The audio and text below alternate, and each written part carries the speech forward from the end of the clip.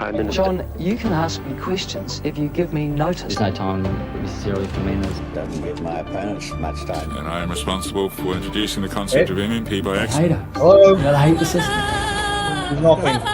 I used to call the old culture the concrete playground. Poets in this country have always been the smart I've been performing since I was born. I can smell the uranium on it. Oh, right. Okay. I'm in a meeting. No mai hara mai e te whānau ki Aotearoa I tēnei pō, ko Magenta tōku ingoa. Is it me next? Yes. Oh, call to take the Rogers talking wing. Fucking hell. I don't know. We've never done three people. That was a mess. I love it. I'm Hamish, or definitely not Rogers. Apologies there, Whānau. We had a bit of a... You know what I realised as I went to go press live? Turns out they only let you stream to one. So I had to, in that moment, edit it so it would actually go live, because otherwise it wasn't going to work. So we won't be on Twitch tonight, unfortunately, but I'm sure our Twitchers will be over here with us on YouTube, since they generally are. But yes, kia ora everyone. Currently, our good boy Rogers is in Australia at the moment. So that's why we have a bit of a different format tonight. A bit of a different aesthetic, since we are using the free version of StreamYard, because capitalism's going to capitalism, and who can afford computer upgrades in this economy? So we're doing what we can with what we've got. And so because I wasn't sure if the detective would join us at all tonight, I found a replacement. Basically, look, guys, it's a replacement Rogers. He can just leave forever now.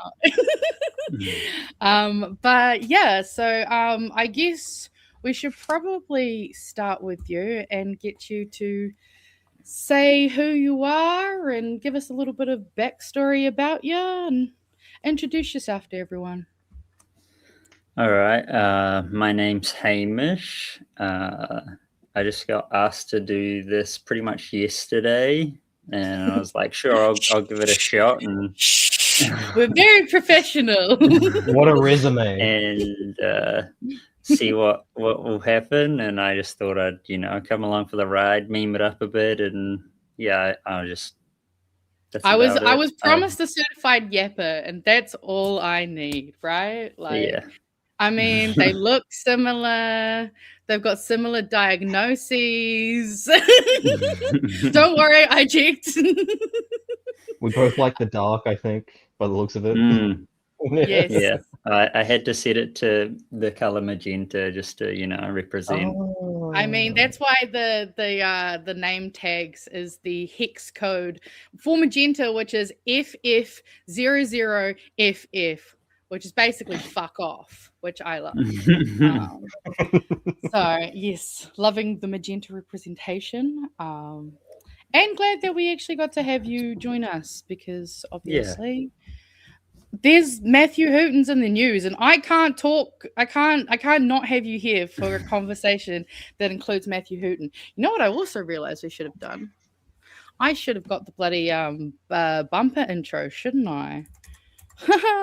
I could have actually played them if I was organized, that I definitely was organized.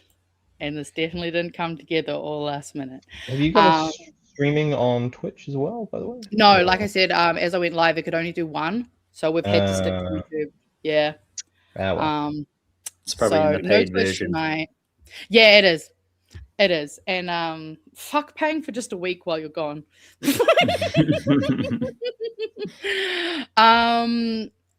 So yeah, actually, I guess since we don't have the bumper, we can just do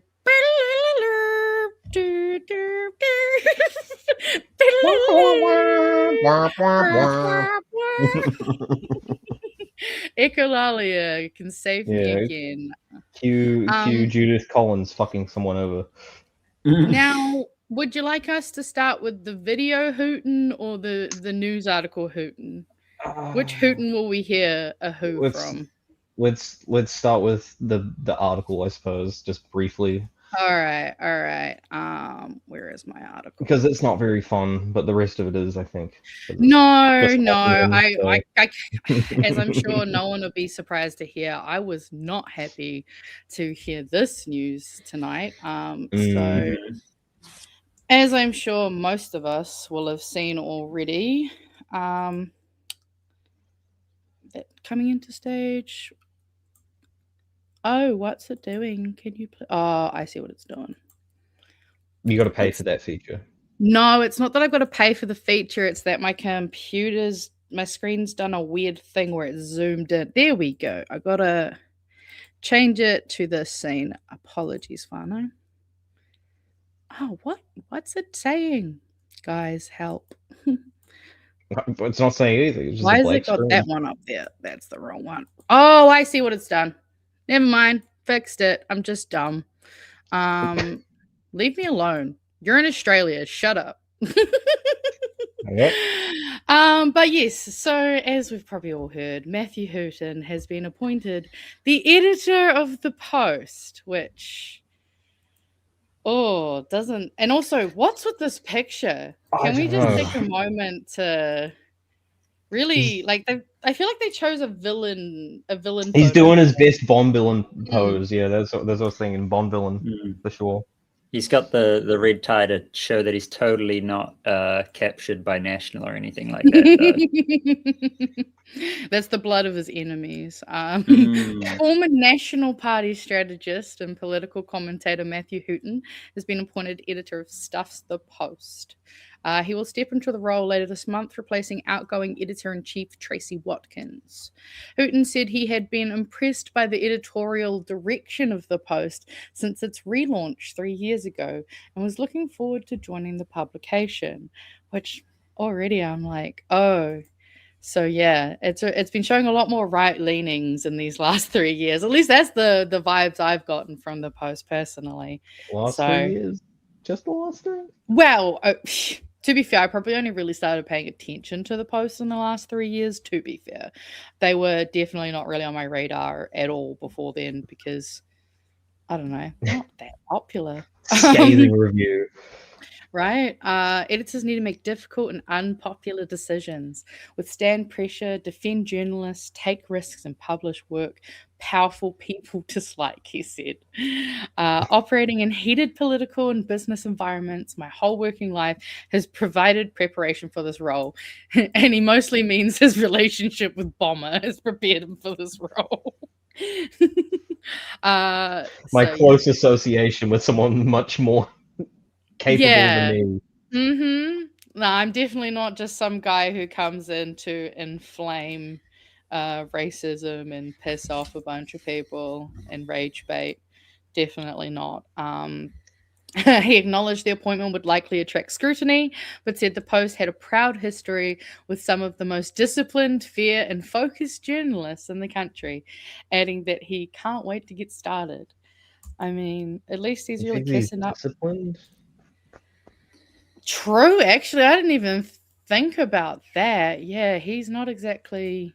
Be interesting to see if he gets the Post in trouble like he got old Bomber in trouble. What happened there? Oh, what was that even over? He made some controversial statement that I think, was it an issue with the BSA? Yeah, there was a BSA complaint. Yeah. Someone remind us what that was. So long ago, honestly. I think it was the start of the year or something. The complaint happened, but I think it was from an episode last year or something. Maybe I don't remember. It was definitely last year because I remember the boys on BHN had gotten. Oh, that's right. They had as well because they had obviously watched the Brad. Well, I think it was the work. Was this when it was still the working group? I think this might have been when it was still the working group even. Hobson's Pledge. That does sound about right. That's right. Yeah, I think of that. Sort of coming back to me now, but so. Yeah, no, he called Hobson's Pledge racist or something, didn't he? I mean, sounds about right. That's right, because I think we didn't disagree with him. We're just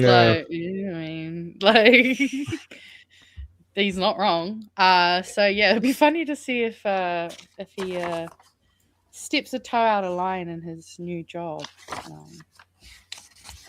Yeah, well, one wonders how we got the job in the first place, I suppose. So Actually, that's a fair point too. I wonder whose palms he's been greasing, or whose, I guess, penis he's been filleting, probably. I guess we might as well jump into this first clip. We've got of Matthew Hooten from so this is from Bradbury Bomber's Group? show. Yeah, Bradbury Group last yeah. Tuesday. I just thought this was great. This was what's his name?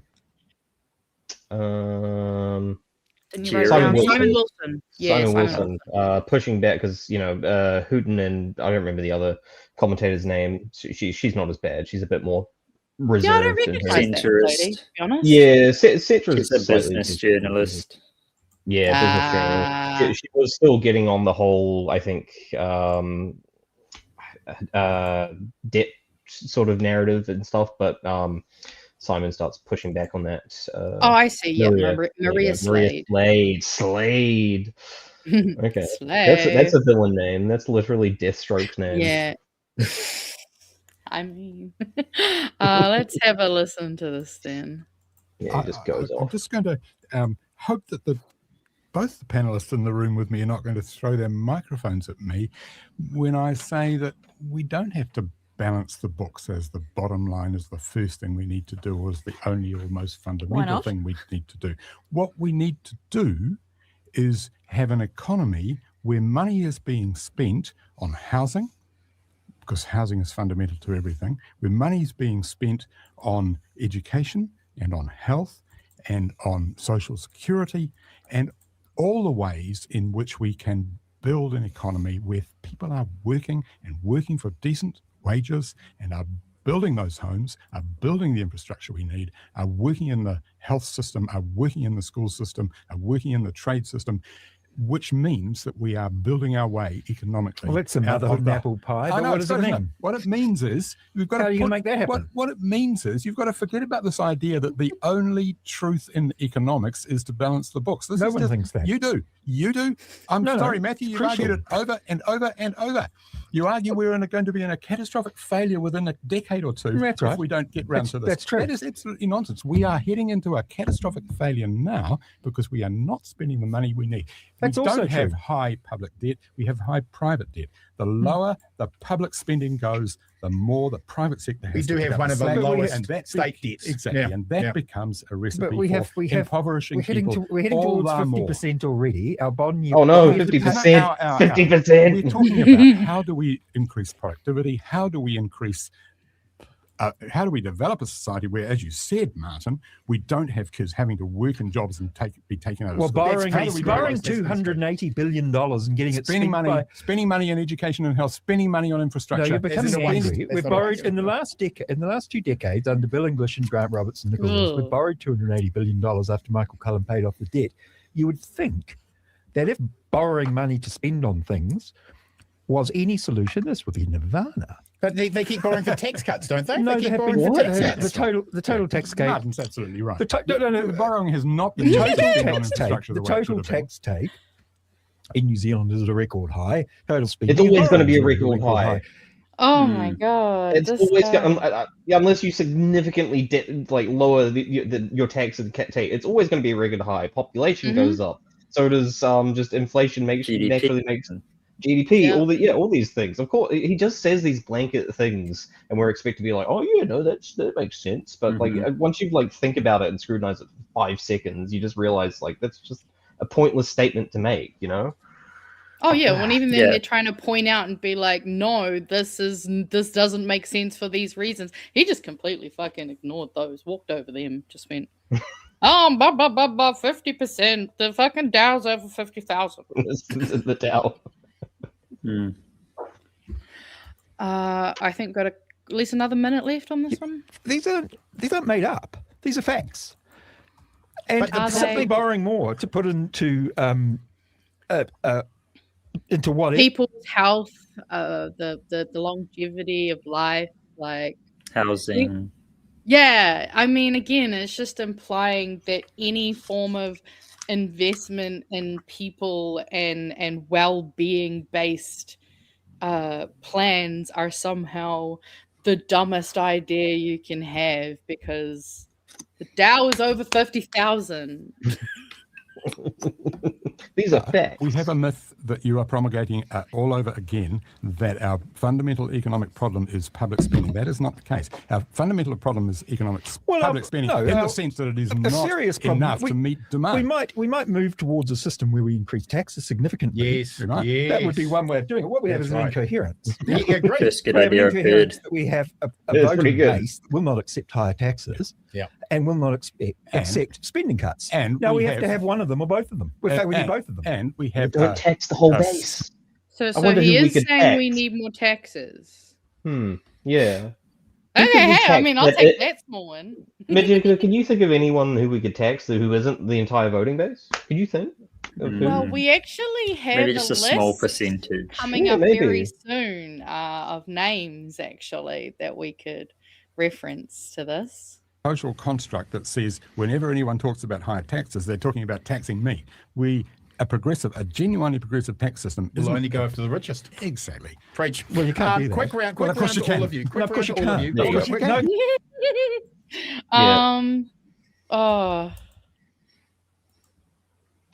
You guys go while I start lining up the next.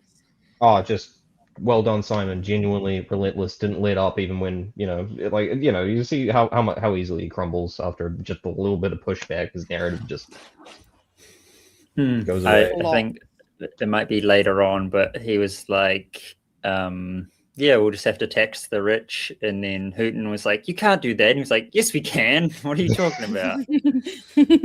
Why can't we? Please give me an answer as to why can we not? Oh no, but if the number doesn't go up, then I'll have a tantrum. Aw. And what's this one? This one just amused me because essentially it was just Hooten being predictable and Ron laughed at him, which I thought was great. I love that for us. It's worse under every government, the abuse of the agency provisions. But how can they defend very democracy unusual. if they're trashing it? They're trashing it. In the context of the local body, it's getting to the point that they may as well just abolish it. You know, there was a thing that Christopher Luxon, there was a Christopher Luxon. Bingo. No, I mean Christopher Luxon, before he was a politician, he was involved with the New Zealand Initiative. Yes. And Oliver Hart And, was there. you know, excellent that- work to- That pretty much sums up how indicative. Yeah, that's pretty much indicative of like the entire right wing playbook, right? Just cut the public service to the point where it's useless, and you go, well, we may as well just get rid of it, privatize. So you know. Also interesting, he's about to reference Switzerland, which I think we're going on to next, by the looks of it. Oh, I mean, we can go to Switzerland next, but I was going to move up. I was actually going to move up one of the stories from further down because I feel like we've already kind of alluded to it, so we might as well jump into this next one. As I'm sure a lot of us have seen today, tech drives rich list growth with Aotearoa's wealthiest worth total of 129 billion. So the National Business Review's annual rich list has found Aotearoa's wealthiest people are collectively worth 129 billion, up from 102 billion last year. Now, New Zealand has 26 billionaires. That's insane. No trillionaires. We don't have to worry. No. Fucking hell, I know. I actually thought that at first when I saw that poster that everyone's been posting around of the Elon Musk trillionaire, I was like, is this a meme? Is this a meme? No. Oh, come on, man. I'm sick of waking up and looking at the news and going, please be a joke. Please, for the love of God, be a joke. But what obviously, they don't know is that, like in Zimbabwe, there's hundreds of trillionaires. So I mean, yeah, that's one way to do it. So we obviously know that the Mowbrays retain their top spot with $20 billion valuation. We've got NBR co-editor Hamish McNichol said the list has 19 new members worth a combined 10 billion, and the technology sector is a major source of growth on the list. Said 11 of the 19 newcomers this year are in tech and services category, which profiles 35 people worth $31.9 billion, more than double last year's total for that category. And then this one is what really fucking took me by surprise. Well, not by surprise, but I think truly disgusted me. Was Rocket Lab founder Sir Peter Beck recorded the most significant increase in wealth across the list, from around 650 million, pretty modest, last year, to a peak of about 11 billion.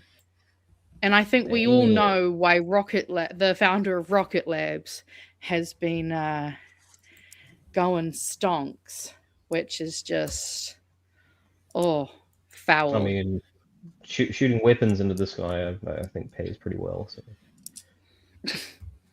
I just an absolutely disgusting amount, and obviously, they have the list which has your top 10, which is a lot of the usual people that we know, but we've got quite a few newcomers. I can't say I know a lot of these people.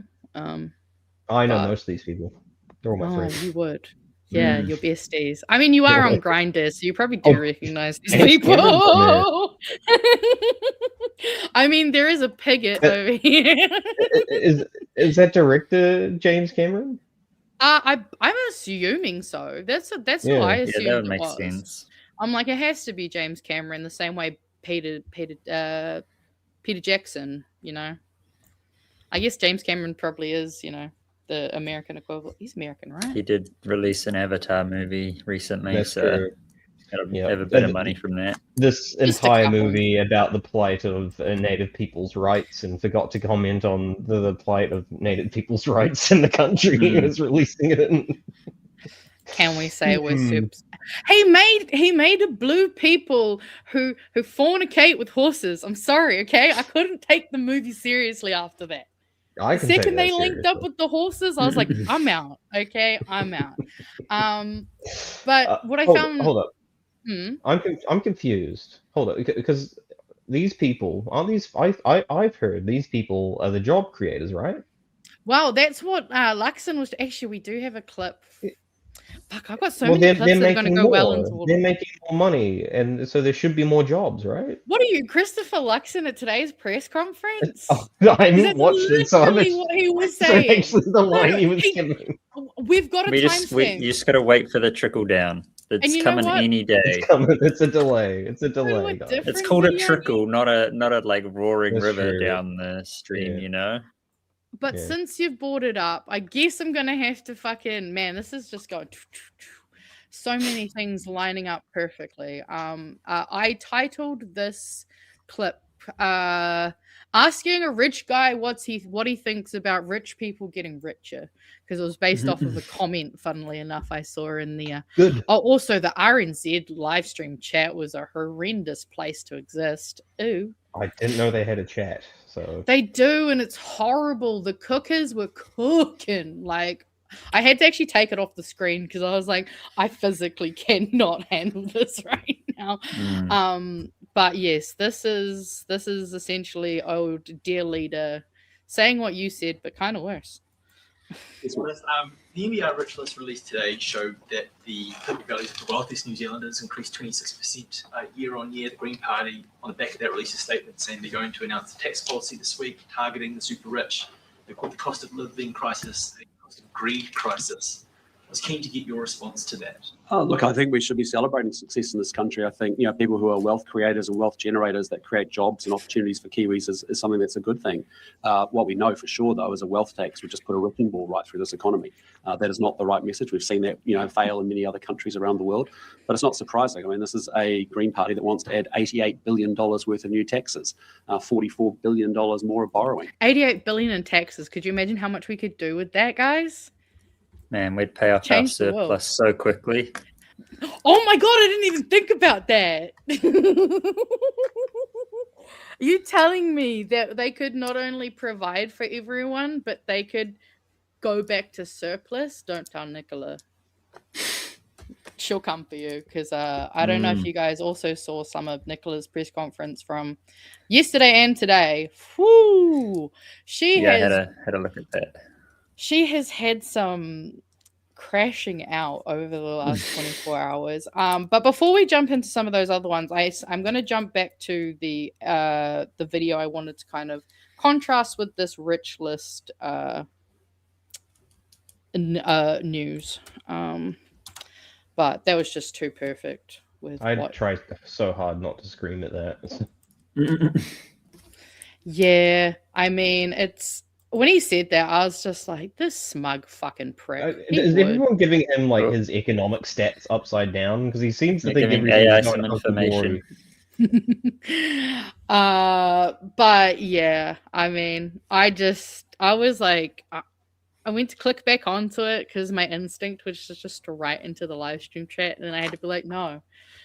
Why would you speak reasonable things out into the world? It's gonna be wasted. Fucking Yeah, you'd be talking to bots.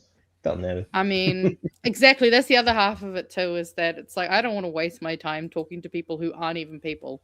But this video I saw on this weekend, and I thought it kind of ties in quite well with why won't it let me find the bottom? Because I just want to take it back. There we go. Level of wealth. Can you not? There's a certain level of wealth. I hate computers sometimes. Why is it not playing? It is. Playing for tabs muted. Tabs muted for me. But yes. Wealth and accumulation that is unearned, right? You can't earn $1 billion. That's right. You just can't earn that. That's exactly correct. You can get market power. You can break rules. You can do all sorts of things. You can abuse labor laws. Yep. You can pay people less than what they're worth. Yep. But you can't earn that, right? That's and right. so you have to create a myth that since you didn't earn that, you have to create a myth of earning it. There's a certain level of wealth and which, I mean, the lady speaks only truths and facts, as she always does. But well, she speaks them, so it's always nice to actually hear them. Yeah, I mean, Elon Musk has pretty much done that with Tesla, and it's like all just speculation, and its share prices has gone crazy and stuff. And it's all just made up. Oh yeah, it's so inflated. It's like, where do these supposed, like, it's the bubble. It's got to pop at some point. Like, you can only self-filate the Ouroboros so hard before there's nothing left to keep filating. You know what I mean? Not quite, but I'll just go with it. I'm sure Rogers knows what I mean. So okay, where do we want to go from here? We can go through some more of the Nicola, or we can jump to the Switzerland. What do you want to do, Rogers? Is the Nicola stuff related? I mean, it's all probably related, to be fair. Just whatever you're planning next, I'm fine. Yeah, we've fucked up my order so far, so you know what? Let's just freeball it. Freeball? I've just titled this one Nicola Crashing Out because she had such the attitude. She called this random Sunday afternoon fucking press conference and then was all just like, oh, Labor is saying a bunch of stuff. This doesn't make sense because how can they say this number with all these numbers? Because otherwise it's not this number, and it's just I find she gets like that more often than not. I find she does get quite snappy. Yeah, she's a stroppy one. Mm. The Labor government, similar thing about law policies, and you took quite a long time when you put out your full fiscal plan. I mean, that seems fairly typical of parties in opposition to wait quite a while. Because along the way, we were always very clear about what the costs of our policies were and whether we would fund them with additional revenue measures, savings elsewhere, or whether we would fund them from our fiscal plan. Labor have not provided that clarity, but it is also the case that in opposition, there was simply not an $18.2 billion yawning gap between our words and our ability to fund those words. Look, we're only just getting out of the blocks in the campaign, and Labor, no doubt, intend to pronounce a number of other spending promises. And my point is they're building that on the edifice of an already gaping hole. Don't you have a Fair enough. mystery allocation of like 5 billion? No. Well, the thing is, she's clear that that they have some stuff that they're keeping secret because obviously they don't want to lose their bargaining or their bargaining chips, and it's just the weakest waffle. I've also noticed it very much seems like they're, I think, freaking out about like Labour coming out with decent announcements recently and people like receiving them quite well, because I also noticed she's started really honing in on this line about pay equity, which why are you even fucking trying to pretend you're good at that? But she's trying to make out as if the reason that the national government repealed the pay equity in its form and replaced it with their horrible, terrible fucking form is because the Labour one was gold plated, which is No one wants gold plating. That's well. Also, does she not think women don't deserve the best? Like, love yourself a little more, girl. Like, I just think it's also rude as fuck to women just being like, what? Do they not deserve a gold-plated version when they've been treated unfairly? No? Okay. All right, sure. Well, her position is fuck you, got mine. So you know. But yeah, this is her. Oh gosh. Well, she has the evil lighting here, like the. Yeah, she was very, very evil in this one. Equity. Can the Labour Party reveal that number without giving away a negotiating hand? Yes, thank you so much for the question, because I really want to clear this up. And she thinks she's going to cook. What the government has kept confidential is how much funding we have retained in our forecasts for the pay equity regime that remains in place. That is to protect the confidentiality of bargaining and to ensure that we don't give away our bargaining position. To be clear, there is a pay equity regime in New Zealand. Bargaining position? And you have government that has Yeah. It's apparently the line they're using now to, I guess, be super transparent. So you're not being transparent, so you can have a better position when you try to fuck over women. I guess. I mean, it's hard Look, to.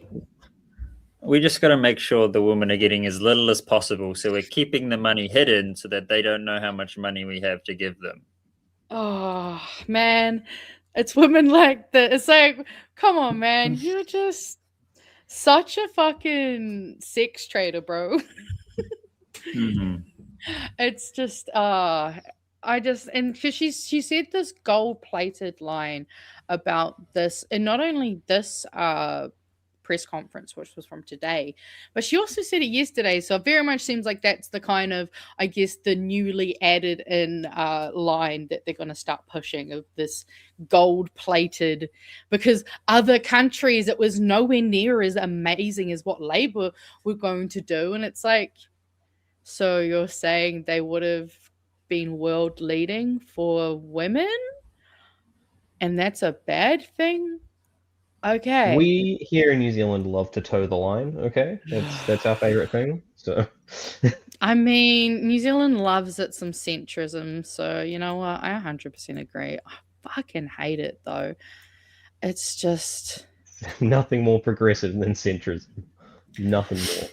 Oh no, nothing more. I guess let's go on to some more wild shit then. Okay. As we mentioned earlier, Switzerland are in the news. Before we move on, yes, I just wanted to say that last election, National only released their costed, what they suspected would be how to pay for all their policies and stuff 6 weeks before the election. Because did they ever release the modelling at all? The full modelling?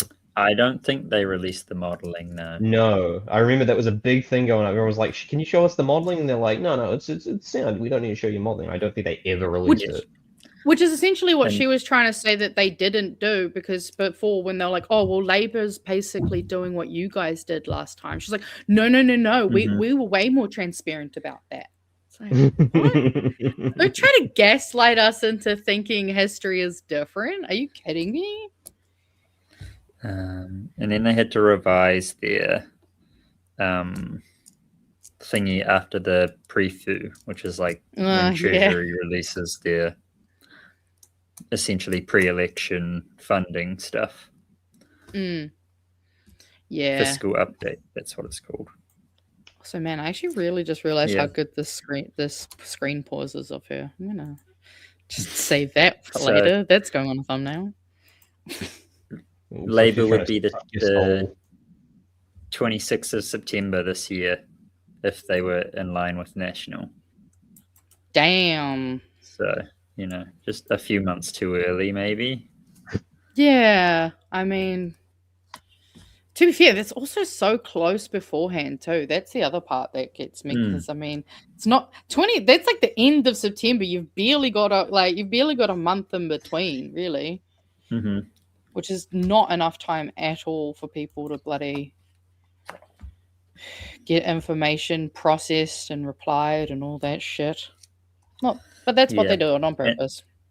And that was with pressure from like the other parties to be like, how are you paying for your policies, blah, blah, blah. And National was like, we're going to release it after the pre-fu. And then they were like, all right, we'll release it before. And then they had to change it later. Yeah, just keep pushing. Well, to be fair, I think we saw that a lot from these guys, especially like, I guess, end of election, beginning of their tenure, of just consistently pushing the kind of the bars out further. I mean, they lowered the targets for child poverty and then they still didn't meet those targets. Like, it's actually embarrassing. And God, I just hope we can really make that, because that's the other thing that was like fucking me off of watching the comments on RNZ. Like the amount of Kool-Aid that people were just like regurgitating. It was just painful. And then I could see a few people in there who I'm like, oh, you seem like you might watch BHN or one of the good ones, because, you know, they're pointing out, all of the fucking holes during it. It's just... I hope they're fake bots, because if those are real people, that just actually makes me sad. But yeah, let's jump into this next one. So yeah, Switzerland to vote on a divisive referendum to cap the population, which I'll be honest, this one shocked me a little bit. I didn't know things were going this right in Switzerland. But yes, Yeah, I mean, well, this is interesting that if it's a right-wing piece of legislation, honestly, I don't know. Like, what is the right-wing argument for this? Oh, it's more just the long-time push by it. So, Swiss voters will later today take up an unprecedented proposal to limit Switzerland's population, part of a long-time push by right-wing leaders to cap the number of foreigners who migrate to the rich and economically vibrant. Oh, it's an immigration. Okay, Yeah. not like a birth. No. Okay. No. It's not a birth thing. It's That's what I took. I was like, immigration thing. is that kind of based? Like, No. See, I jumped straight to immigration, so I didn't even think about the fact that it could be perceived differently. Oh, has the vote gone through? I see. I don't know. Let me know if the vote has gone through. This was while I was getting stuff ready, so there's a chance maybe we've had an update. Okay, well, we think they didn't vote for it. I think there was, I don't know if it was a vote or just polling, but I remember there being something like that it wasn't going to pass with the current poll, at least. It doesn't matter which way it actually goes anyway, because Switzerland's really interesting. It's like the closest we have to like a direct democracy. Like they don't really do, they still have some form of representation, but they have like, I think 4 times a year, there's a federal vote on things where everyone, like one person, one vote. It's basically that. Like they don't have like, I think they might have an election cycle. I'm not 100% sure about that, where they vote for representatives in their. It was an update. Okay. They rejected it. Thank God. They rejected it. Okay. Oh, well, even then, even though it's been rejected though. So the way he's stuttering. Yeah, a little bit. Every day I'm stuttering. Oh, he got got by Atlas in Australia. I think after 100 days. Wow, that's really lagging out on him, isn't it? All right, so it got voted down 55% to 45%. Wow, and 60% of the population. That's a lot tighter than I'd like. I think I'm back. Yeah, you're back now. You're back now. But yes, so rejected at 54.79%, which definitely a bit tighter than I'd feel comfortable. Must be that Australian Wi-Fi. I heard it's Yeah, not to be very fair, good. Australia does have really bad internet, so they are known for that. But I don't know if he can hear us or not. Otherwise, we'll just keep going and he can figure his life out. This is why I'm here. This is why I'm here. Right? My time to Exactly. shine. You're like, yes, it was Australia that did it. Yeah, just DDoSed him. Right? But no, I'm very glad to see. I did not catch that update, so thank you, chat, for catching that one for me, because I'm still concerned that this was something they managed to put to referendum. Like that is, I guess, I mean, at least it's no flag referendum, so. wow. I wish we could go back to flag referendum. Honestly, that was a simpler time, you know. Back before it got Stupid design really, board really bad. eliminating the laser kiwi. I know, laser kiwi shit. Honestly, it would have been a pretty cool flag to have. I'm not gonna lie. I also did low-key come around to the flag referendum, not because I dislike our flag, but because I was like, we could just have a really fun, unique one. Like, there's so many variants of our flag. Like, I mean, Australia's is basically the same. Heaps of the islands are the same, and it's just like, I don't know. Would have been nice to have something that was a bit more New Zealand. Yeah, maybe slightly less colonial. Yeah. I mean, obviously, that was also I'm pretty sure that was wasn't the distraction from the TPPA? I think. It's always a distraction from something, but that sounds yeah. about right. To be fair, that was also back when we I would have was been like, in high school then. Well, I'm pretty yeah. sure. Yeah, it would have been. Well, I might have just left because I left early. So if you were good and stayed in school, then maybe you would have been in school. I don't know if he's back, but I'll chuck him on the screen. Yeah, he'll figure it out, or Australia will figure it out. Oh, it's not looking good though. But we might as well move on to a next story. Which is another fucking amazing story. I say completely sarcastically. Hey, you got back just in time for us to move to the next story. I love that. I just wanted to say. Oh no, you can finish off what you wanted to say though. I just wanted to say before we move. I did manage to confirm. I ran out of RAM. I think was the issue. It wasn't an internet thing. Sold shitty laptop. So they do have veto power there. So if something passes, or maybe if it fails to, I don't know if that's the case. But the citizens have 100 days to collect 50,000 signatures, where they can hold another referendum to basically strike down the law and stuff. Like they have all these provisions in there. Like if it's a really interesting voting system, and it actually gives you like. You know, they have another thing which is like this is my favorite. You need to gather 100,000 votes within 18 months, and that will trigger an instant vote to like a proposal, a nationwide proposal to get like a public vote on something. So it's actually really easy for few people. It's similar in the UK as well. Yeah, similar. Which I would kind of really like that, honestly. No, like, that would be I agree. A really good system to have. Well, because I know on BHN we had a young girl come on, and I think it was some young kids here in Wellington who wanted to kind of have the ability. I think that theirs was specifically more for a citizens referendum, which is kind of similar, I guess. But I do think it would be good to actually have some proper frameworks available for us to actually demand change in a more timely manner, because at this point, like, I am so sick of the fact that we are employing people that we cannot give any form of like 90-day review or performance review, or, you know, put them on fucking first warning and shit. Like, I want to put Christopher Luxon on fucking, you know, his official first warning. A like, citizen's 2 vote years of no ago. confidence. That would be fabulous. The fact that we can't do that, like, I would love if we could do that. Also, that would hurt so much. Could you imagine that? Just, we don't want you. We don't know who we want. We just don't want you. don't want you. Get out of here. It's the same way I do think that we should be like Australia, and that we should be mandatorily made to vote.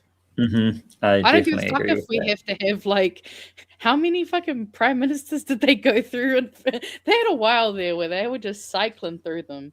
But fuck, better to cycle through shit ones than get stuck with fascists. I mean, we're not even getting, what is it, select committee right now. It's all just under urgency. So don't get me started on don't how I even get feel that about part. select committee right now. Like, the fact that they can even just bypass shit. And they're also trying to use fast track to implement bills that would bypass the court system. Like, that should not be something you can just rush through like that. There should be safeguards involved where there has to be, like, I don't know, a majority of the House has to agree on it, rather than, you know, like, and have individual votes rather than this fucking party line vote bullshit. It's, yeah. I think, that would actually be a real good stipulation on urgent legislation. It needs to be like a supermajority. That's actually not a bad idea. Yeah, I Good mean, thinking. like, fair enough it's to like- want to put things through, but It's like half the legislation they put through is under urgency, which is crazy. And then, you know, if a left-wing government forms, they're not going to do the same thing, which is like, just fuck it, just do it all under I think they urgency. should. Just YOLO, I think like, a lot of us think they should, like. you know, rip the Band-Aid off. Yeah, just do it all under. Well, I mean, I also think it's important because, like, the fact is that the longer some of these things stay implemented, the longer it's going to take for us to reverse the effects. So we do need a way to kind of pull the handbrake up and be like, fuck, please, can we pull a Yui? Like, please. And I think there's a lot that I think, and it's a shame that all these fast track bills are just taking up so much air, because they're taking up so much air, but also I was reading some articles and they were basically talking about the fact that also the number of bills that this government is putting through at this, like, kind of time in their governing cycle, there is a lot. When normally this is where things, you know, they're still going, but they are kind of more on a wind down, because obviously you're getting closer and closer to the end of your time. And I know at the beginning of the year, I was like, I bet they're just going to speed run, but, like, could they have just at least pretended not to challenge me on that? Because I just, like, the fact that, like, currently we've got the disability support services, they want to change, well, not just change, but they want to establish a framework for support services that would bypass the court system and also mean that people don't have employment rights. Like, that just seems like it should not be something that they can just kind of push through blasé as fuck and go, oh, it's fine because we got to get back in surplus, so let's raid the disabled for their change. And it's definitely not because we're panicking because we spent all the fucking money. Oh yeah, we got sent a meme by Ada earlier. This was for you. I forgot it was there. So good old Blanket Penguin. which I thought you'd enjoy. Also, I would have like that one. I would have got in trouble if I didn't show you the meme. So I have fulfilled my obligations. I mean, whoever made that, thank you. They gave me a good. It was good Aiden. genuine chuckle. It was Thank you. Aiden. You can tell him That's you good. love him later. Oh, he knows. He knows. But we'll jump into our next story. Youth unemployment climbs to the highest level in our lives because the numbers they use are from 1994, which is the year that at least 2 of us are born in. I'm pretty sure Rogers, what year were you born again? I was 95. Boo. Nah, just kidding. We love you. So you weren't even born then. But we'll have a look at this. Youth unemployment is soaring as more young people compete for fewer jobs. The latest figures from Stats NZ show the rate is the highest it's been in more than 30 years. In the year to March, youth unemployment now sits at 17.3%, last topping that in 1994 at 17.5%. The government believes more jobs are coming. To prepare for that, it allocated funding in the budget to double student places in trade academies from 10 to 20,000. But unions worry extra job training will only end up preparing them for work in Australia. Here's Simon Murphy's first report of a 2-part investigation. He's 19, on the tools at Apprentice. And not on the tools like that. Like, come on, my guy, phrasing. David Mafileo is a former student at Manurewa High. Whoa. Hundreds of workers helping on the airport's new terminal. It's the country's biggest private infrastructure project, worth around $4 billion. When they put me to work with some tools and I actually did some work, when I stood back and looked at it, I was really impressed on how I changed something. David's here thanks to the ARA Charitable Trust, which runs programs to prepare students for the workforce. At the airport, he's had to learn discipline, like getting up on time. I think when I first started, oh man, I was the worst. Maybe you should work there, Magenta. Hey!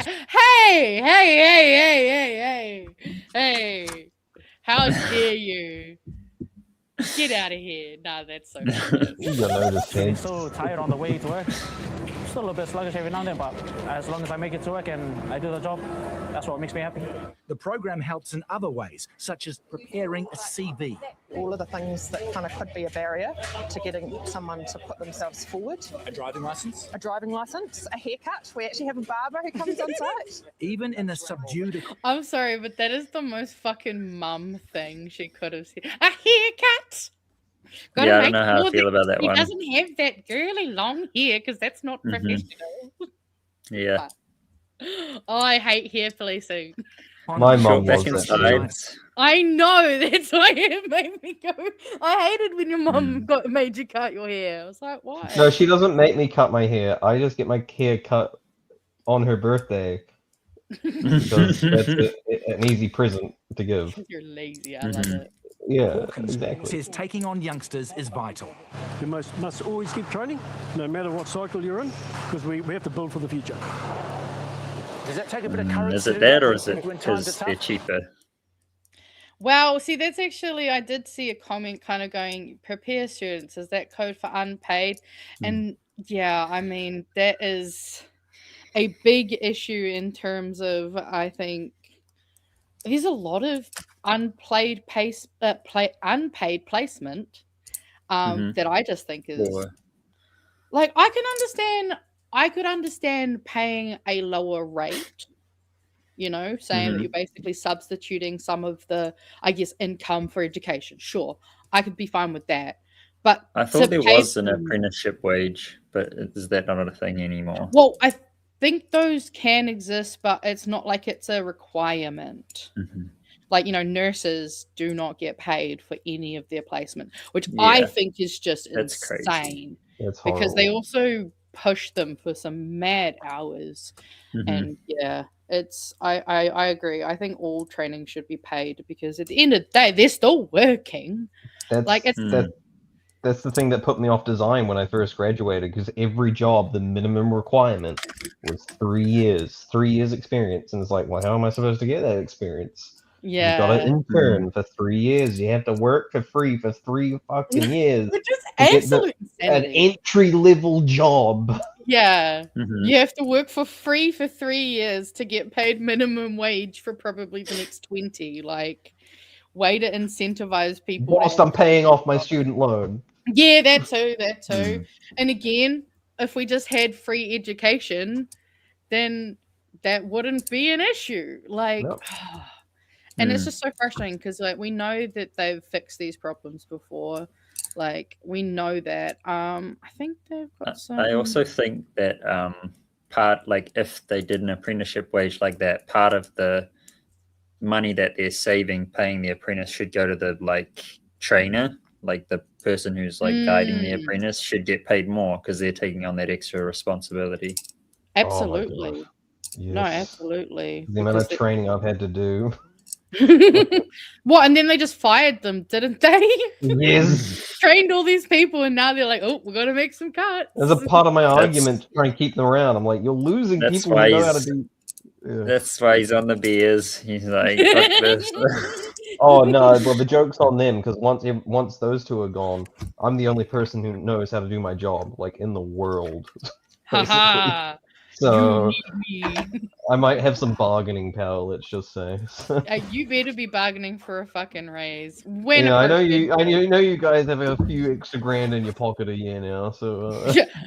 Well, at least what? How many people's worth of salary? Give me one whole person's worth of salary. I know you got it.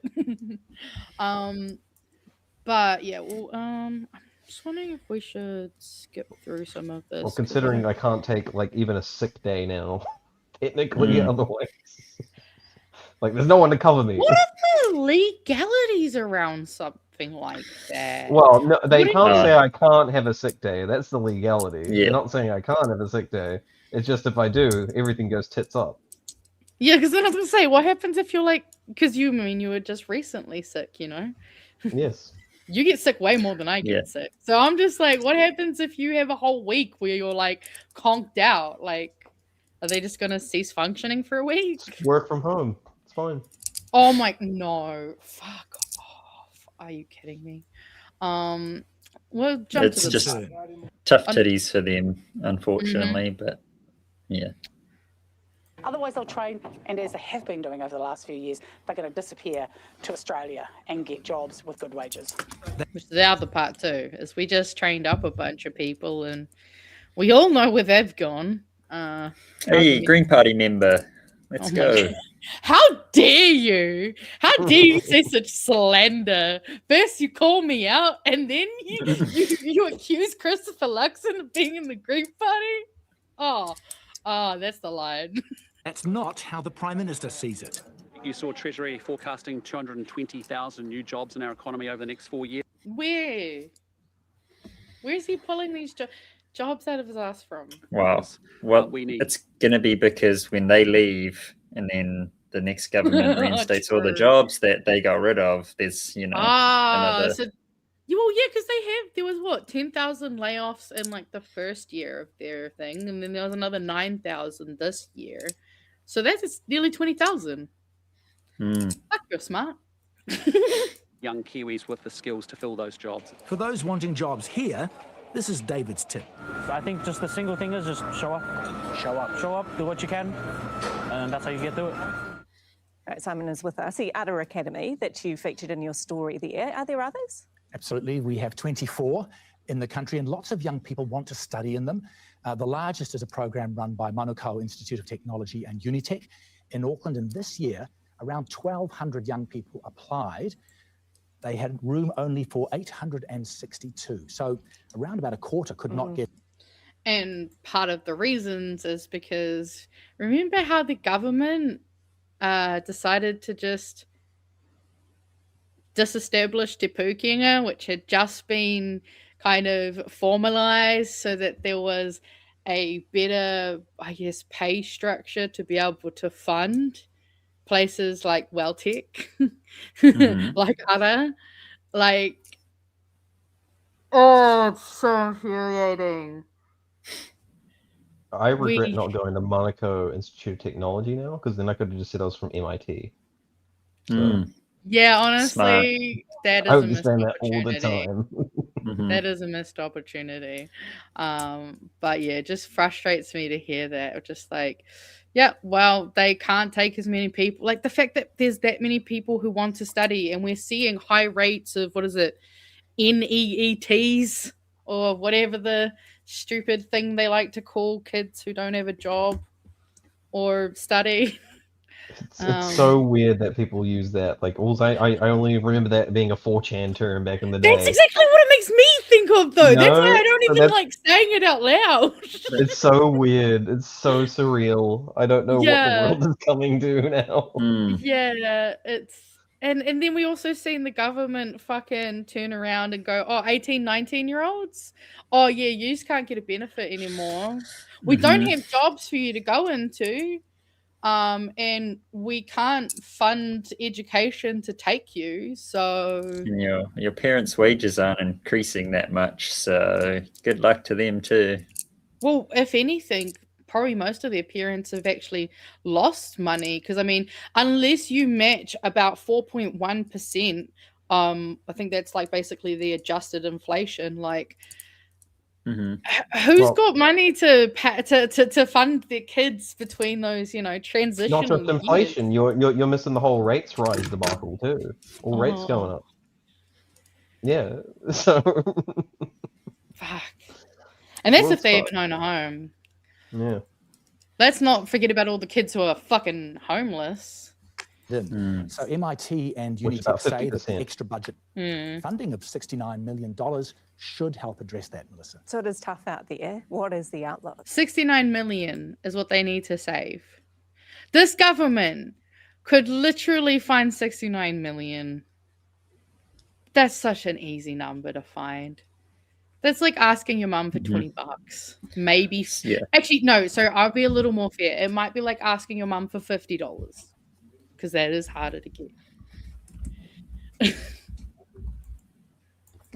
Well, right now, it looks grim. But as you heard the Prime Minister say, he's pointing to projections of economic growth in the next few years with new infrastructure projects. The next few years! We're going to dig deeper into that tomorrow night. We'll hear more from the government, including a view that maybe the tide is turning on travel across to Australia. We'll also hear again from the Council of Trade Unions and from an economist too, just to get his take on how likely it is that better times are really on the horizon. No. God, The I hope horizon, maybe, next few years, all these things that these guys have been saying for their entire term in office. It's just fucking sick of it. It's just, how about, what's happening now? What are you doing now? Mm-hmm. Well, actually, I think I started a comment. Yeah. Imagine if voters could vote a government out under urgency, not just every 3 years. Oh, yeah. No, don't fucking threaten me with a good time. Fuck. Like, and that's it. It's just, it does get a little exhausting, especially like what we've been doing Aotearoa tonight for like... Bit over a year. Oh shit, did we have our year anniversary and miss it? Maybe. Oh, Or whoops, I under. should go check Bit my under, maybe. It's around a year.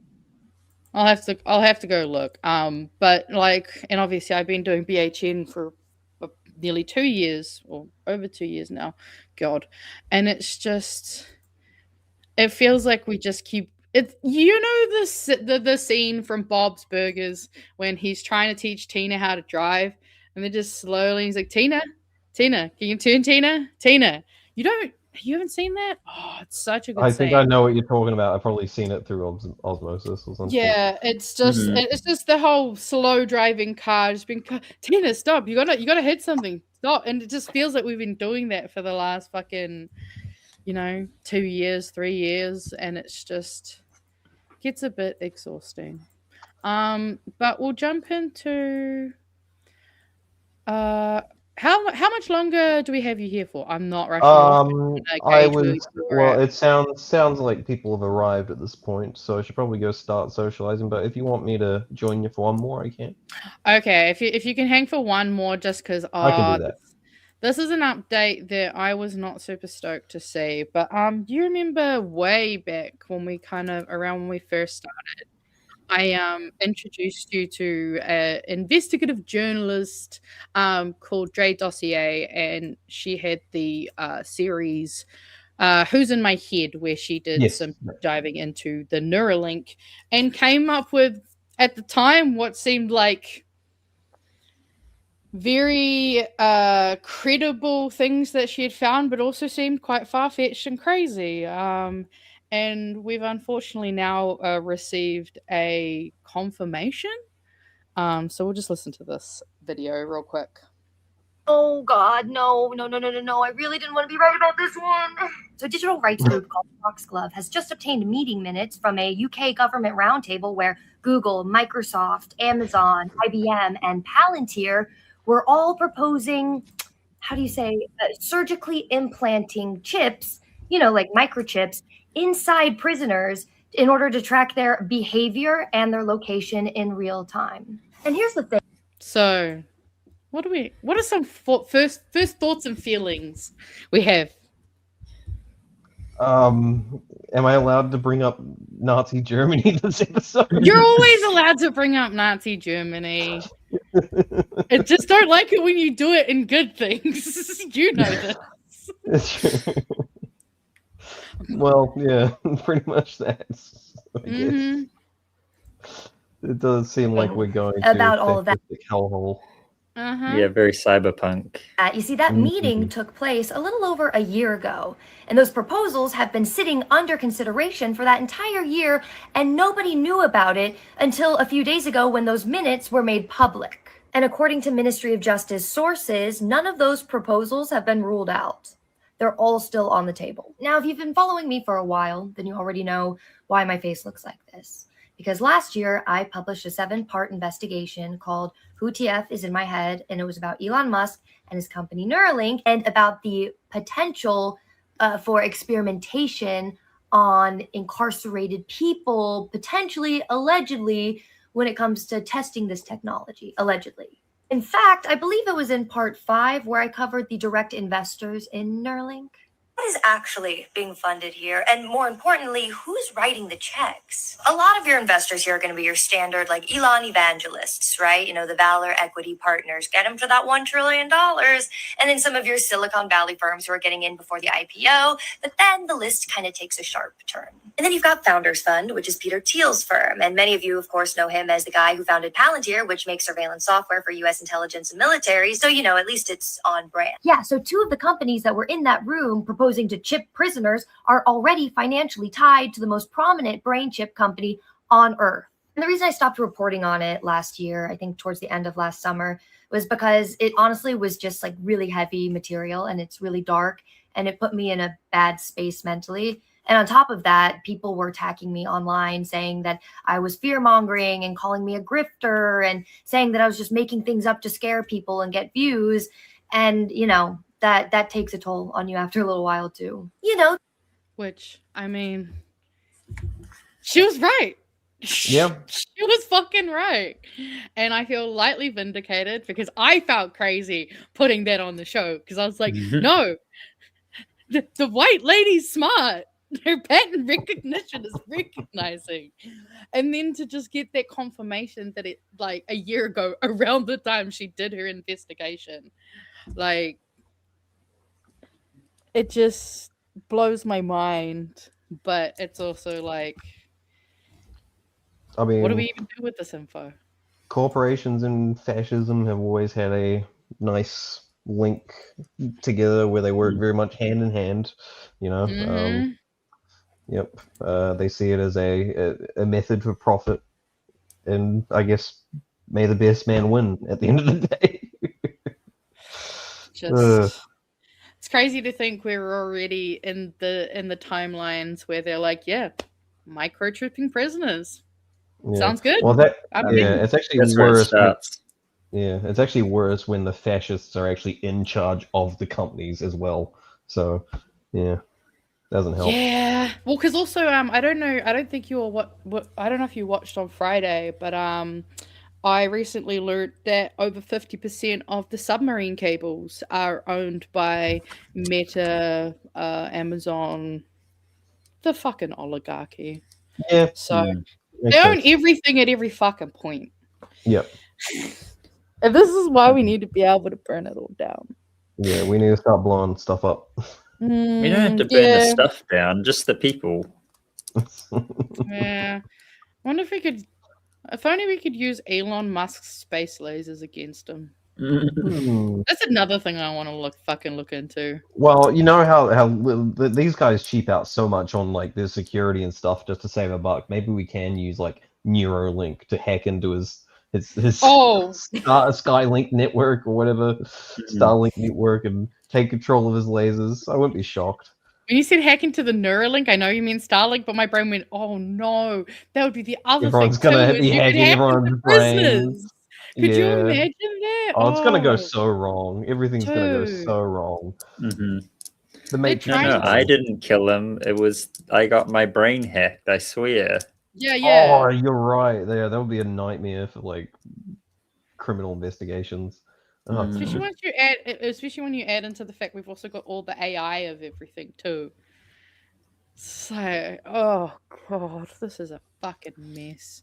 Well, I mean, that feels like a great place to let you go and have a fun time with your family. Yeah, and you guys definitely seem to have it under control. Not Roger. I love how you doing didn't a trust great me job. enough to leave it by myself. It's great. No, I was keen to actually come in anyway, so you know, I was it glad helps you were break able the to ice, join us. helps ease you in. So Yeah. and now I can just leave the rest of you, and you know, Yeah, I'm sure it's in chat good will let hands. you know if he burns down your seat while you're away. I would love nothing more. What are you than talking someone to about? burn something down. We're the same person. Yeah, you know what? AI's already overtaken you, bro. I've been cloned. I shouldn't have given all my DNA away for free.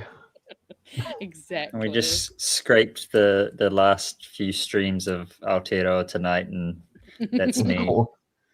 Yep, just fed it into the algorithm. It has learned everything. That's why. Alright. That's why he's already razzing me. All right. Cheers, fam. Cookie Have a tip. good night, doll. Have a good See ya. holiday. Come home safe, or I'll kill you.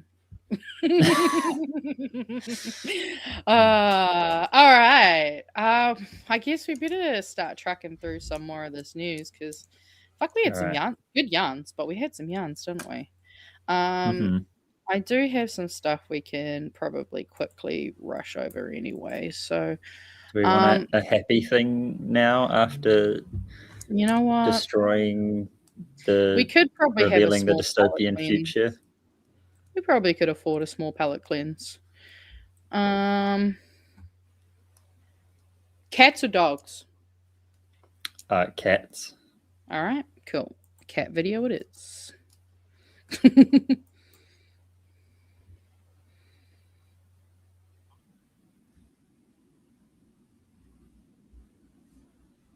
Wearing human clothes like a jacket, throwing some Hold up. sunglasses, I a thought cowboy. that was on the screen, and it wasn't. Whoops. I'm pretty sure my fluffy daughter has no idea she's a cat because she hates being treated like one. She has no problem wearing human clothes like a jacket, throwing some sunglasses, a cowboy hat. She's purring, she's good. But the second I take any of this off and try to get her to wear a simple collar,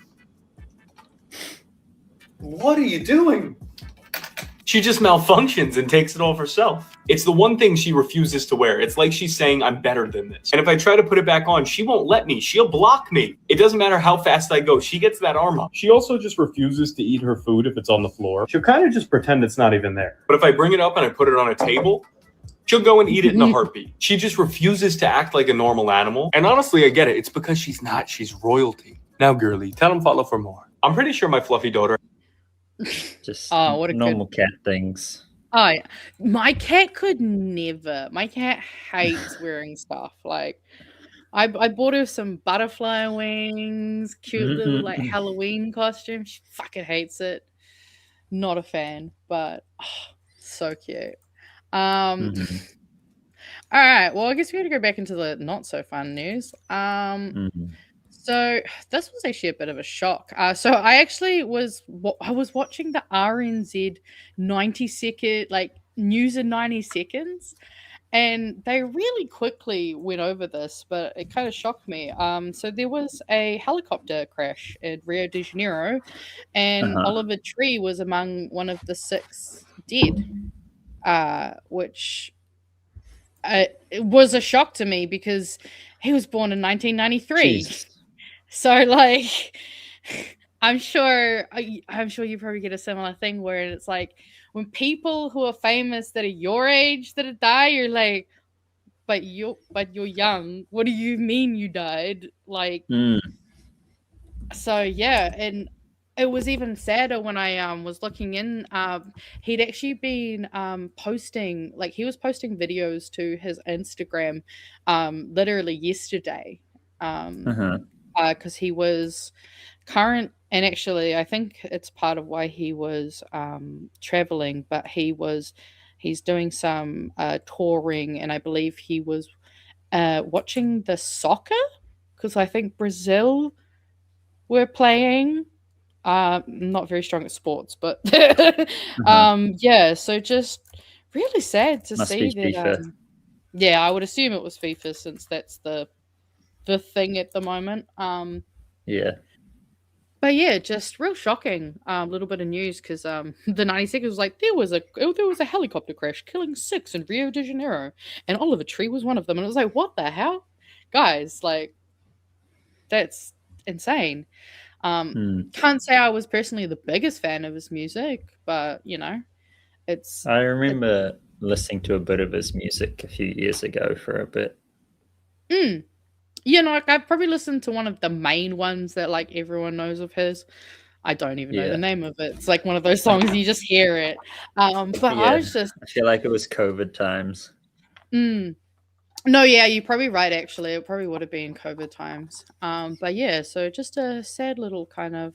And then it was even worse because fucking, you guys want to see what the algorithm did to me? This is what the algorithm gave me a video of today.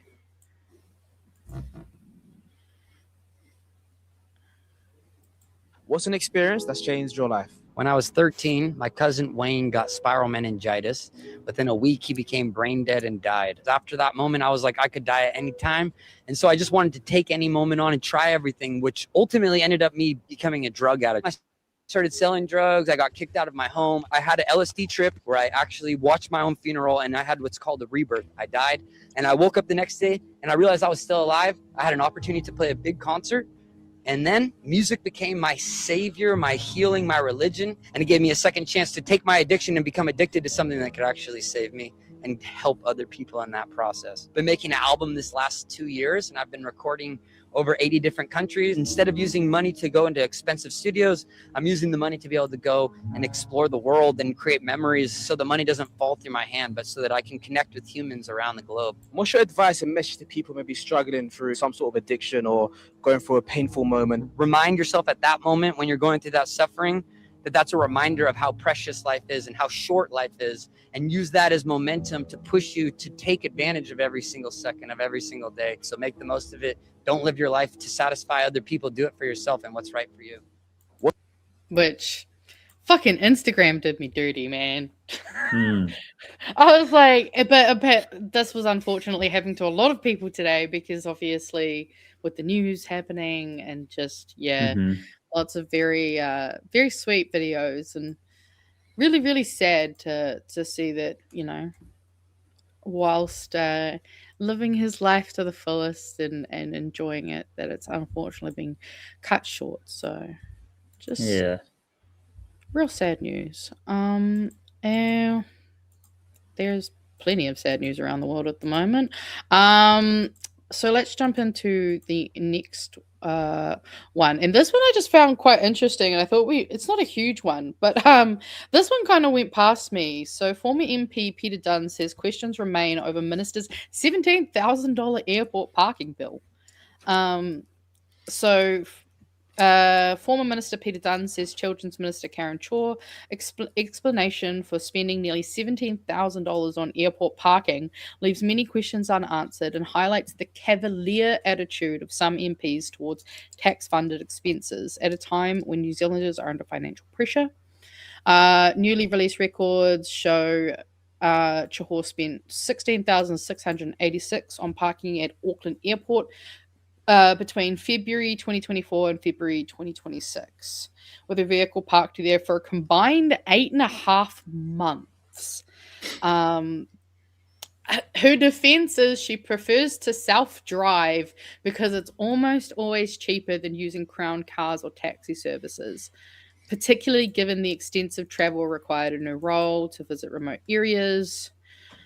She reckons that'll inevitably lead to higher parking spending, but less cost to taxpayers overall. Basically, he was like, oh, extra doubt. Why was she parking in short-term parking and not long-term parking, which is cheaper? So yeah, apparently one parking bill totaled $630 for 15 days in a short stay car park. Whereas had that been the same area for 5 days or more, it would have only been $300.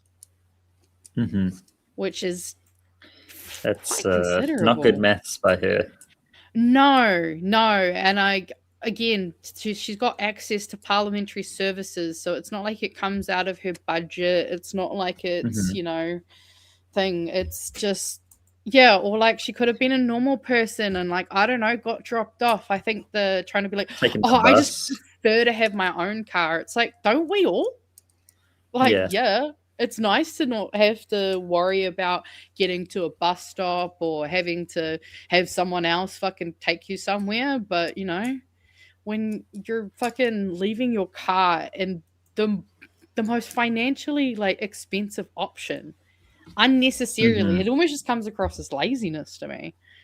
And honestly quite entitled.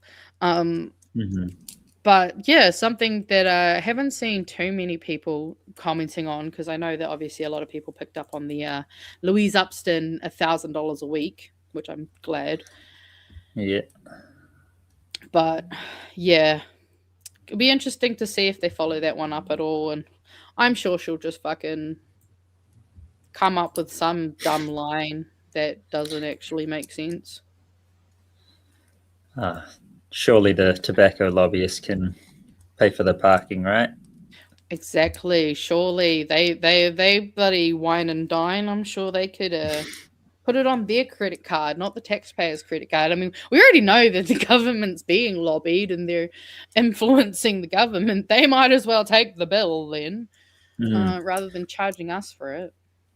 Under Labor's policy, it'll only cost her $20 a week to make it to the airport. So she'll be saving money then. Right? God, I actually really like the like that thing. I mean, obviously the Greens one's better because ours is just free public transport. just free, but yeah. $20 is a little bit closer. They're a little bit closer. I also think because I'm in Wellington, we don't have one of those caps, unlike Christchurch and Auckland. At least I'm not aware of one. Mind you, to be fair, there's no way I'd want to try spending like $40 on public transport to figure it out, if I'm honest. I know Hamilton has a cap for like inter-regional travel between like Cambridge and Hamilton and Te Awamutu and stuff like that. That's cool. I think I it didn't just know that.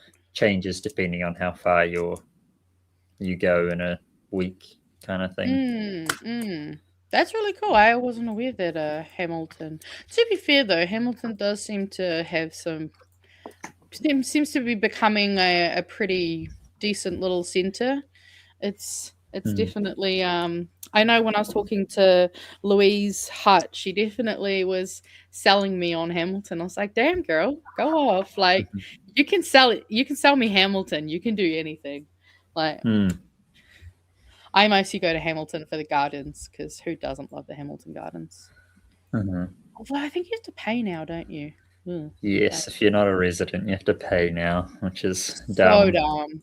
I mean, good thing I went and saw it before that came in because I like the gardens, but I don't know if I'd be paying money to go there. Yeah, I'd probably just go somewhere else. So we'll jump to this one. So this one was kind of a surprise. Apparently, Russian MP warns Putin we're on the brink of social collapse, which, I don't know. This is kind of like weirdly nice news. Значит, что касается БПЛА самолетного типа, мы видим, что противник расширяет использование. I thought they were going to have some actual like speaking over that. There's But some yes, subtitles. I don't want to have to talk over him. So yeah, Russian MP has demanded that Vladimir Putin deliver a plan to end the war as he berated the Kremlin's ineffective leadership. In his lengthy tirade, Vyacheslav Makayev listed corruption Excellent. scandals, oligarchy, losses of the most active and reproductively capable segment of the population. Damn, that's a powerful statement. And Ukrainian drone strikes among the ills plaguing wartime Russia. The time of illusions is over. The country is on the brink of a social explosion, and blame for this will fall squarely on the entrenching ruling power, said Makayev, a deputy of the State Duma from Russia's Communist Party. If the situation persists, social unrest and chaos will become more likely, he lamented. The West will inevitably exploit this to destroy the remnants of Russian statehood. And he joins a growing list of public figures who have broken from the official line, which, I mean, how many years are we into the Ukraine war now? Honestly, it's so horrible that I've actually forgotten how long it's been. I couldn't tell you either. It's got to be at least 3 or 4. Yeah. What is Google? Okay, no, that 2022. Yeah, 4 years. Okay, we're just over 4 years into this, which, yeah, not surprised that 4 years into what was supposed to be, I think, in his own words, an easy target. We're only supposed to take, I think, a few months, couple weeks or something. Yeah. Yeah, weeks or months. It's just something. a single special military operation or whatever. Yeah, so we're into the 5th year. Oh God, I can't believe we're this far into that. That's just insane. Interesting to see that more people are kind of vibing off, but I mean, surely at some point he's just got to realize, like, the resource loss at this point, like, cut your losses while you can, dude. It's the sunk cost at the moment is just fucking insane. I don't even know if he cares anymore. Like, he's just, probably going to hold on until the end, until he either gets what he wants or, dies either by old age or a bomb or That's what something. I was just looking at. How he is 73. Okay. He has aged well for 73. It's hard when we're used to looking at people like Donald Trump, you know what I mean? Yeah. Who look horrendous for their age. But yes, 73. Definitely not close enough to life expectancy for my liking. But no, I mean, Russia has a pretty low life expectancy, but that's more because of all the young people dying than the old people. Yeah, all the young fodder. That's all right. The young can afford to die. Oh, actually, yeah, I just Googled it. The life expectancy in Russia is 73 years. So technically, he is currently, I mean, I know he won't count because he'll have all the money and the good living conditions. But man, there's also apparently a significant gender gap, with men averaging around 67 to 68 years and women averaging to 79. Oh, that's funny. The women are outlasting their men by a solid 10 years. Yeah. But then we finally, actually, I probably should have had this one while good old Rogers was still here, but oh well. And a peace deal was apparently imminent. Apparently, and I know I sound real skeptical, but I think that's just because anytime there's a so-called deal or ceasefire, I just go, is there really? I'm pretty skeptical too currently. Yeah. I mean, especially because the timing also seems like, it's like, was he almost just, he picked a day he was going to end it? Like, is that kind of where we're coming from? Like, he was just like, well, I'm going to make all this bullshit, because a lot of it seems to be lining up around this whole fucking something 250. How do I keep forgetting the name of the celebration? Is it 250 years of America? Yeah, or something? the 250. Yeah, it's got an official name, but I think everyone is just finding Freedom 250. That's the one. Because the UFC. That's right. The UFC are involved. Yeah. Yes. So the United States and Iran agreed to a peace deal and an imminent and permanent end to military operations on all fronts, including Lebanon, which had only just been attacked by the IDF, I believe, 2 days ago or 1 day ago, signaling the apparent end to more than 3 months of war in the Middle East. Initial announcement from mediator Pakistan was quickly confirmed by Washington and Tehran, and an official signing ceremony was scheduled for June 19th in Switzerland. Really? They're doing it in Switzerland? I thought that was just a meme. The deal with the Islamic Republic of Iran is now complete. US President Donald Trump posted Sunday on social media as he marked his 80th birthday. Yeah, I was about to say happy birthday. Yeah, like, of course a man is narcissistic as himself. Like, because also I saw that Congress had ordered them to take Donald Trump. He put his name on the RFK building. Mm-hmm. And they were making them take it off. And I think he was technically behind schedule because they had a deadline of it needs to be off by, I think, Sunday, his birthday. So yes, he's very doing a lot of weird shit with America, and for his birthday, it's like he thinks he's sharing his birthday with America. It's like, come on, surely we can share a cake. It's like, was it for the 250 that all the artists were pulling out, or was it for his birthday? Okay. No, that was for the 250. So that was because a lot of people being like, what the fuck is there to celebrate? Like, yeah. I also know, I don't know if I had, it's in meme news, but I'm gonna bring it up here because it's relevant. Because this meme news that I found. So Rubio and the USC actually signed a deal to use cage fights for diplomacy. So yeah, diplomats will sign at least one memorandum of understanding this week. So Marco Rubio and the UFC Dana White have reached an agreement to use cage fights for diplomacy. The State Department said Monday, as Iran peace talks remain in flux, which I think at that time was kind of seeming a little like a joke.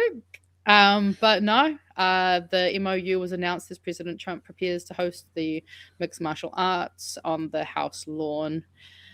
Yeah, I don't even know what this means. Like, is there going to be like Democrats and Republicans? I mean, I want that to be the case. You know, Bernie Sanders versus Trump for president, and Bernie would fucking or whatever. Trump. Honestly, like if I'm betting on which man could be more physically aggressive, I'm going with Bernie, 100%. Also, I like this, the white trash house. It's 100% the energy it's giving. I can see like Hassan Piker versus what's his name? Destiny? No, I was thinking of a Republican. Oh. No, I was thinking of a Republican one, but I can't remember any of their names. It's funny because then, as you say, I mean, I guess other than Marco Rubio, my brain's like, oh yeah, Republicans, those guys. I can't say Kirk because he's gone. I mean, we could put Erica Kirk in there, surely. Yeah, Erica Kirk versus Candace Owens. Ben Shapiro, Fuentes. Yes. That's who I was thinking of. Oh, Fuentes. No, that's fair. But Ben Shapiro, that I don't think size-wise they'd allow that. I mean, Hassan would literally crush Ben Shapiro, like a watermelon between his thighs. You know what I'm saying? Yeah. But just America is such a joke, and I really do hope that this supposed peace deal is going to actually, come to fruition. Mostly because economists say that the peace deal could see petrol go back down under $3, which, again, another skeptical because they never put the price of anything down. But I mean, I'm holding hope. maybe like the political strategist is kind of like, maybe we should keep the price of petrol high until the election so that people dislike National more, you know? Or they Little can't bit of afford to go short-term- and take their enrollment forms in. That's true. I mean, I would love to be a fly on the wall in the national offices, honestly. The amount of shit that they must be. I feel like they low-key must, like, surely there's got to be essentially like the equivalent of like Nicola Willis, David Seymour, and a bunch of them all having secret meetings about Christopher Luxon being like, did you hear what that fucking idiot just said? How the fuck are we going to deal with this? Like, well, you know, do they have like a secret group chat where they're just all like strategizing? Oh, AOC versus MTG. That's good. It happens in America, so wouldn't be too surprised if there was a secret group chat in the halls of the Beehive as well. There's got to be. I mean, the fact that we're seeing that they're using private emails to fucking hide things from OIAs, which I am really hopeful that we'll see some kind of results around the ombudsman looking into all of that processes. Also, I agree. I would walk to the voting booth too if I have to. But the problem is, especially if you're more rural, like, I'd hate to think how far that walk might be for some people. Well, most rural voters are probably more likely to vote National anyway. So, I don't know. We've got Kiwi Burb. Kiwi Burb's is a major proponent of our not all rurals hashtag not all rural. I used to live Enough rurally. of them, though. But, yeah. But no, you are right. I mean, I'd say statistically, definitely more likely, but that's why we don't want to disadvantage our left-leaning farmers. They already have a hard enough time living in a mostly blue district, you know? So, speaking of people I don't like, let's move on to Winston Peters. We've got a little bit of Winston Peters news today. So, New Zealand First have gained 2 more candidates for the election, with Kevin Stone selected for Hamilton West. Mr. Arvid, do you have to tell me which, if that's your or here? And Casey Costello for Port Waikato. Announcements were made by Winston Peters during a public meeting at Cambridge Town Hall on Sunday. Oh, you could have gone. I could have gone. Damn. I think I was told about that, but I was just like, I'm good. Nah, that's so fair, honestly. Leaving the house. I went to the Greens one on Peters. Thursday, so, you know. Oh, yeah, that's right. Oh, it looks so good, though. Looked like a real good turnout. It was great. But yes, Peters used his speech to renew New Zealand's first opposition to the India Free Trade Agreement. Got to do some racist dog whistling. Racist, yeah, a little bit. I mean, hey, I don't even necessarily want us working with fucking President Modi, so I'm not necessarily like that's a bad like side to be on. It's the way you're doing it. It's like you could be correct and not racist. It's less about him being like, you know, we shouldn't do this because it's not economically good. It's more like we shouldn't do this because Indians. Yeah, exactly. Not like the fact that Modi's been like, you know, is very much on the right-wing fascist side of things. And definitely let's not bring up valid arguments of why we shouldn't have an agreement with someone. Then just continues to go on and on about that. He obviously took aim at Labour recently announcing the public transport policy. there will be nothing new from any policy Labour announces. It will be tax more, spend more, borrow more, man. Sounds like a good plan to me. I just love the fact that that's the one thing this coalition has aligned on, is that they will stick on this message and they will write it like they have never written before. It's kind of embarrassing. So And then, I don't know, people just eat it up. I don't know what they like. Surely when you're like not doing the best and you hear these people are gonna, you know, tax more, spend more, borrow. I mean, maybe they think they're gonna get taxed, but that's well, the yeah. other thing. I think people don't seem to understand that, like, it's very much, you're not the people that will be like, this will be targeted and timely and whatever the other stupid word is, but it won't be at you. It's so typical. But that's the thing, is that's all he does, because then the other thing that I kind of, this is where we're transitioning. This is the weird gray area of how ugly and good kind of forms into each other, because obviously over the weekend we had some awesome demonstrations across the country where on Saturday, well, it's estimated 10,000 people across 5 cities marched on Saturday to reject New Zealand's first effort to define all women as adult human biological females, which, like, that's not even a definition. Like, that's actually not. And that always bothers me, because I'm like, well, what does that mean then? And so obviously, Winston Peters, I'm not going to make us look at his social media, but I'll read it out. He decided to post this. For all those rent-a-crowd protesters in Auckland today, protesting against New Zealand's first bill to define in law what a man and woman is, this isn't about you. You egotistical mouth breathers can't even figure out which flag to fly. Is it Palestine, rainbow, or the Maori flag? Why not all of them, you racist fuck? It may come as much as a surprise to you all, but the universe doesn't just revolve around you, which, I'm sorry, I can't take this seriously coming from Winston.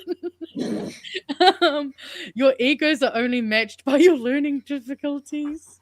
Fucking takes one to know one, cunt. This bill is about protecting women and girls' rights, freedoms, and safeties, not about what you decide to do with your private lives. You're right about one thing. For us to have to legislate this basic biological reality shows how much the woke mind virus has spread in our society. He used so many right-wing dog whistles that I just... I mean, I don't even know what he's trying to say in this. Like, he's just freaking old man yells at clouds into the freaking Twitterverse. And well, it also feels like he's just really been listening to his friends in America, like the rent-a-crowd. Like, that is such an American talking line. And as I actually saw quite a few people pointing out on social media, you think we've got money to rent crowds? Are you fucking kidding? Tamitha Paul has to sell her clothes in a fucking garage sale to fundraise money for like items with $2 each. Like, and he thinks that we've got money for this. And just, the woke mind virus, you don't know what flags to fly. It's all just so... But I think it is interesting to see him actually just be getting this, like, you know, you egotistical mouth breathers, like... Yeah. It's pretty... It's like, what about you? Strong words, bro. Exactly. But thankfully, we did see that there was a really good turnout. I saw heaps of BHNers who went... I saw, like, I was just so happy to, because I had known about it and I felt really bad because I forgot to remind people on Friday night about it. But I was just so glad to see that so many people, especially because, like, in Christchurch, you know, a place that is in the South Island, so there's still a little, you know, it was amazing to see this massive crowd in Christchurch just like turning up and showing out. And I also noticed that there was a few people like Emily Wright and Dr. Cassandra Mudgway who kind of pointed out too, and that like this is the article that we got. So we got this tiny little article that basically has 2 paragraphs. One paragraph here, one paragraph here. Not a single photo of the crowds, not anything like like interviews with people, like they didn't have it as like a main story that was up on the day. They had other irrelevant news stories taking prominent feature, but was really disappointing to see the just the mainstream media do its bias thing like that and just completely ignore it, considering like I was quite impressed with the turnout, especially considering this isn't the first time they've had to do it recently. They were busy reporting on Nicola's crash out against, pay equity for women. Yeah. The gold-plated regime. She keeps using the word regime too, and I'm like, I don't like when you say that word, lady. That doesn't sound good. Why is that coming up? Are you talking about it in your meetings? Right? They got to define woman, and then they can take the money from the woman in their bargaining. Exactly. I did see this awesome article about a billboard that a church put up. And it says, "We don't care what's in your pants, and neither should our government. Submissions closed July 2nd, which I always love seeing. And this was in Auckland Central too, so very great spot. And obviously, I always love when I see churches coming on board and supporting the community. And is this government gonna have freaking pants checkers or something to be like, all right, what you got down there before I let you fill out this form that says what gender you are? Well, and that's the thing is if we want to be technical, then technically what we should then be doing is as soon as someone's born, they should they should have free sex testing, because the amount of people who exist in the world not knowing that they're intersex is already quite high. So if you're going to do that, then fine. Give us the testing so that we can actually know who's intersex from birth, so we can stop allowing people to mutilate the genitals of children because they want to pick the gender they'd prefer them to be.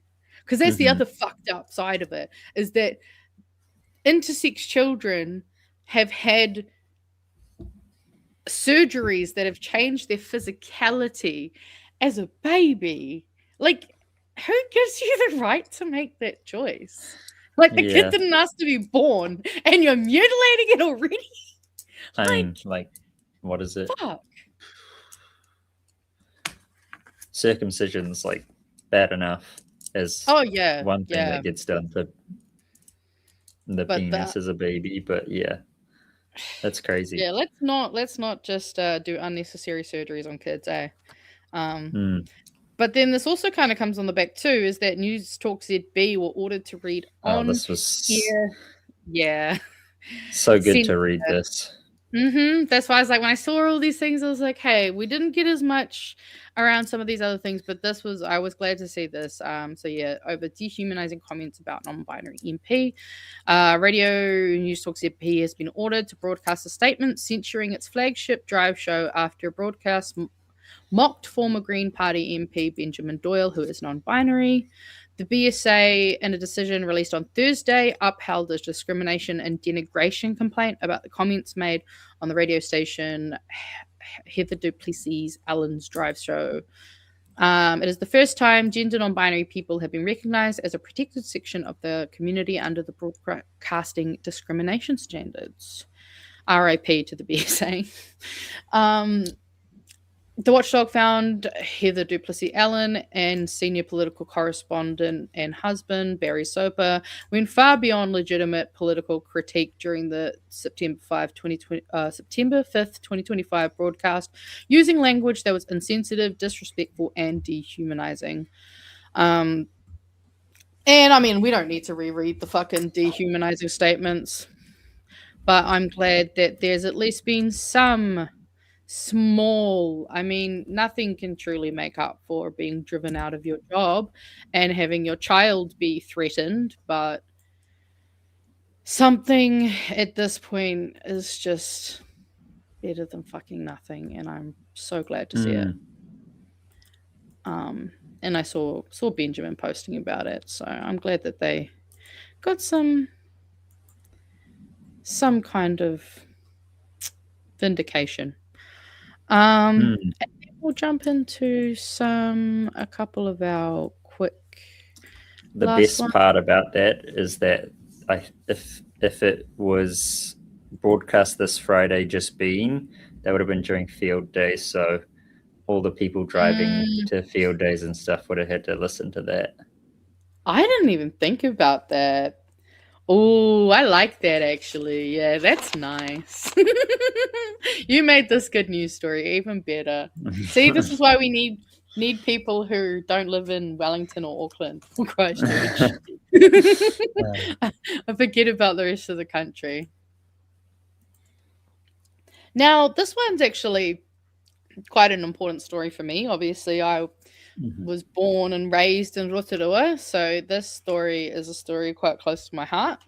So Aotearoa marks 140 years after Tarawera eruption. So yeah, if you aren't aware, the 1886 eruption of Tarawera is one of the country's most catastrophic historical events, and it estimated more than 120 people died, villages were buried, and the famous pink and white terraces were destroyed, changing the landscape and the people forever. Today, descendants gathered at Te Wairoa near Lake Tarawera to mark the 140th anniversary since the eruption, and they were also attending a theatrical piece that was brought back to life on stage at the Howard Morrison Centre in Rotorua. And we'll just have a quick watch of this because I so wish I could have gone to this. The devastation of 1886 eruption of Mount Tarawera, portrayed in the oil painting behind me, has now been recounted on stage. The new production premiering as the descendants of the more than 100 people killed gathered to remember New Zealand's deadliest volcanic disaster. Tianawa Huri reports. Sometimes the past feels close. The people of Tūhourangi remembering a day of terror and tragedy, when Mount Tarawera cracked open and erupted 140 years ago. Such an emotional time for us to remember all our loved ones who perished in the Tarawera eruption. It remains New Zealand's largest and deadliest volcanic disaster. For 6 hours, ash and debris rained across this landscape, the blast so loud it was heard as far away as Blenheim in the South Island. Well, actually, she's wrong. It was actually heard as far away as Japan. That's crazy. Little bit further. Yeah, because obviously, for anyone who hasn't had the pleasure, you can go to the when it was open. You could go to the Rotorua Museum, and they had a movie and stuff that taught you all about the history of the eruption and kind of because obviously it was a Maori village, so there was some spiritual stuff behind it. So in this the story essentially goes that obviously the foreigners came to Rotorua, they bought money, they bought guns, they bought a lot of those things, and unfortunately a lot of the alcohol and money kind of turned into alcohol problems and greed amongst the people. And a tohunga known as Ngāti Roirangi, he actually prophesied that basically this eruption was going to happen and that it was essentially a result of the people abandoning, their morals and their ways of living and being. And what was then even kind of crazier is that when this did happen, people sheltered in the whare with Ngāti Roirangi, and they were one of the only whares that remained standing in that area. So yeah, some real interesting kind of lore behind it, I guess you could say. And yeah, 140 years has just been, it's something that obviously changed Rotorua permanently. And, you know, we unfortunately lost some money, and some of our economy suffered because obviously in the 1880s, that was one of the big tourist things, is people would come from around the world to see the eighth wonder of the world, which was the pink and white terraces. Something that, oh God, they try to search for them. They've been trying to see if they can do science to see if they can uncover or find any of them at some point. Yeah. But alas, I highly doubt we're gonna be able to do that. Is that when the buried village was formed from that eruption? Yeah, that's exactly that one. Yeah. Yeah, so absolutely buried the village. Yeah, buried a bunch of stuff. It's and because actually, because obviously it's a volcanic area. Rotorua itself was formed out of a volcano that exploded. So it sits within the crater. So then you had another volcano essentially over here, just kind of dump everything on top of this already quite it's quite low sea level wise. And yes, the museum, I believe, is supposed to be opening, I want to say next year or the year after. I did see Caldera, that's the one. It's been way too long since I've been to the Rotorua Museum. I'm losing my knowledge. But no, because I used to love that. It's where I learned about how tectonic plates work and all that crazy stuff. Because obviously, when you come from a place that has been shaped by seismic activity so much, it's quite interesting. But yeah, but this is, I think we'll just have a look at this quickly. This is essentially, they put on a production musical that essentially went through the story of the village and the eruption and everything. And then we'll jump into our next one. When Te Ra Te Awahi, a new theatre production, has its opening night. It's been amazing to see not just the interpretation of it, but the coming to life of the story. 70% of the cast and the creatives are from Tūhourangi. Some of their characters are based on real people, like Tūhourangi tour guide Sophia, who sheltered people after the eruption. Her whare was the one that was standing and had all of those survivors in it. Determined to pass on their ancestors' stories. Just to be proud and to always remember. So they're never forgotten. Oh, so good. So good. That'd be so cool to see. I know. All my friends were posting to their stories, being like, "You got to get your tickets. If you miss out, you're gonna regret this." And me sitting here in Wellington, like, I want to go. Was it only for that one night? I don't think it was one night, but it's like a limited kind of, I think it's maybe a week or so run. Not enough time for me to get there anyway. But yeah, it was also we'll see. Buzzy when I realized it had been 140 years, because yes, it has been. And then we've got this other cute little fun story. Researchers used tiny radio backpacks to track elusive gecko species, which is just so cute. So researchers are using tiny backpacks to keep track of New Zealand's most elusive gecko species. The northern striped gecko live on Coromandel Peninsula and are so skilled at camouflage they weren't discovered until 1997. University of Otago zoologist Dr. Joe Monks and master's student Harriet Willis have tracked them for the past few years by attaching small radio transmitters to their back. The goal was really to try and figure out objectively how these elusive northern striped geckos are using habitat and therefore unlock a bit of their ecology with some insights into management. They camouflage extremely well with their environment, and they're pretty cryptic in the way they behave. Particularly, the extent of their distribution is one of the remaining mysteries we're scratching the surface of understanding. The researchers had attached tiny transmitters as a way to keep track of their movements. And this is them on leaves. You would definitely stand on that accidentally. That's a cool pattern. Yeah, no, stunning. They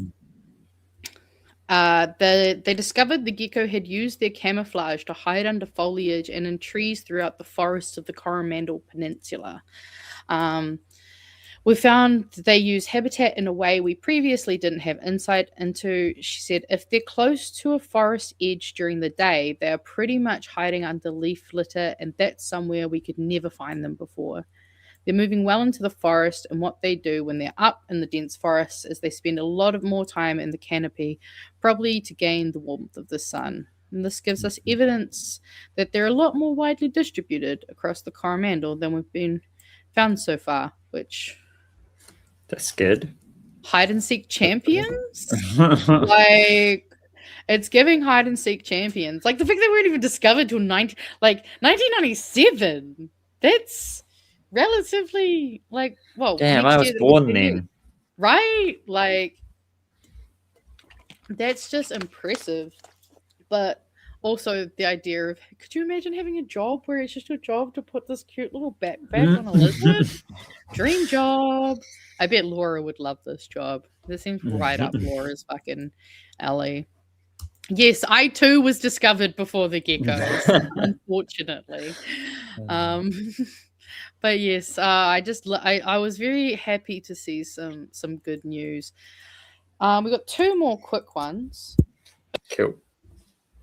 And then we can do some memes and cleanse. Our first bit of, second to last bit of good news. It comes out of Manitoba, with one of my favorite politicians.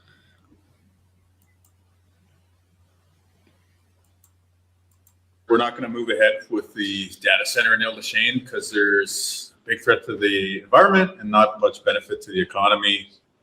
I reject the idea that we have to be slaves to surveillance capitalism in order to participate in the modern economy. And so the message to any company out there should be, if you want to have a thoughtful, human-centered approach to technology, come to Manitoba, because that's what we're interested in. We're not going to move ahead. Yeah, this guy seems pretty cool. Man, I miss having a leader that had actual morals and ethics, and also I just love that he's like, it's just literally not worth it. Like, you're not going to bring enough money. And then I thought I'd just show us this quick video that I found, which is actually of so obviously one of the many complaints around data centers isn't just obviously the fact that not only do they use mad water, they tend to fuck up the water systems that they exist in, as well as the fact that they make insane noise. And this is a video of the noise they make.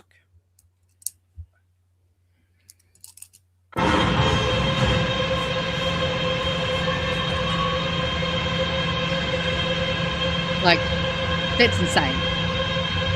Yeah, you can see it's in the high 58, 59s to 60s. Could you imagine living next to that?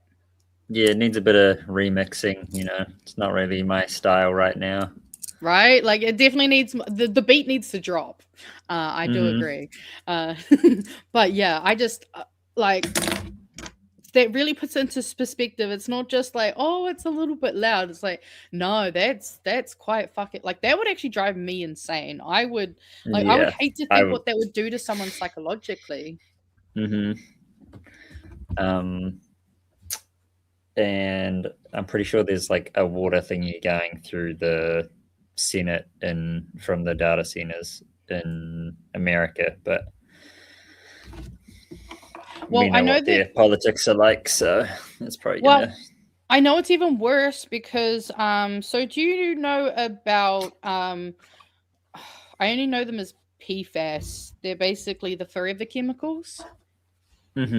So essentially, I believe it was during the Biden administration, they had put in more regulations around essentially requiring water providers to test the water to ensure that it doesn't have unsafe levels of forever chemicals. Mhm. Donald Trump is looking to completely get rid of that and not make it a requirement at all. So Yep. that's Not definitely not surprised. going to be bad. Yeah, I was. Again, it's one of those not surprised, but fuck, I'm disappointed. And then this story came across my feed today, and honestly, it gave me the biggest warm fuzzies. So I hope we can all enjoy. Walked into a courtroom to face the scariest person in her life. Every time. So this little girl walked into a courtroom to face the scariest person in her life, surrounded by 20 massive bikers in leather vests. But although they looked like the most dangerous men in the building, this gang exists for one single mission that nobody ever sees coming. You see, back in 1995, a child therapist in Utah named John Paul Little was treating a young boy who had been abused and was too terrified to even leave his house. So Little, a lifelong biker himself, asked some riding buddies to befriend the boy, and within weeks, the kid was outside playing again. That's when he realized something powerful, because nobody on earth feels safer to a scared child than a giant biker standing guard.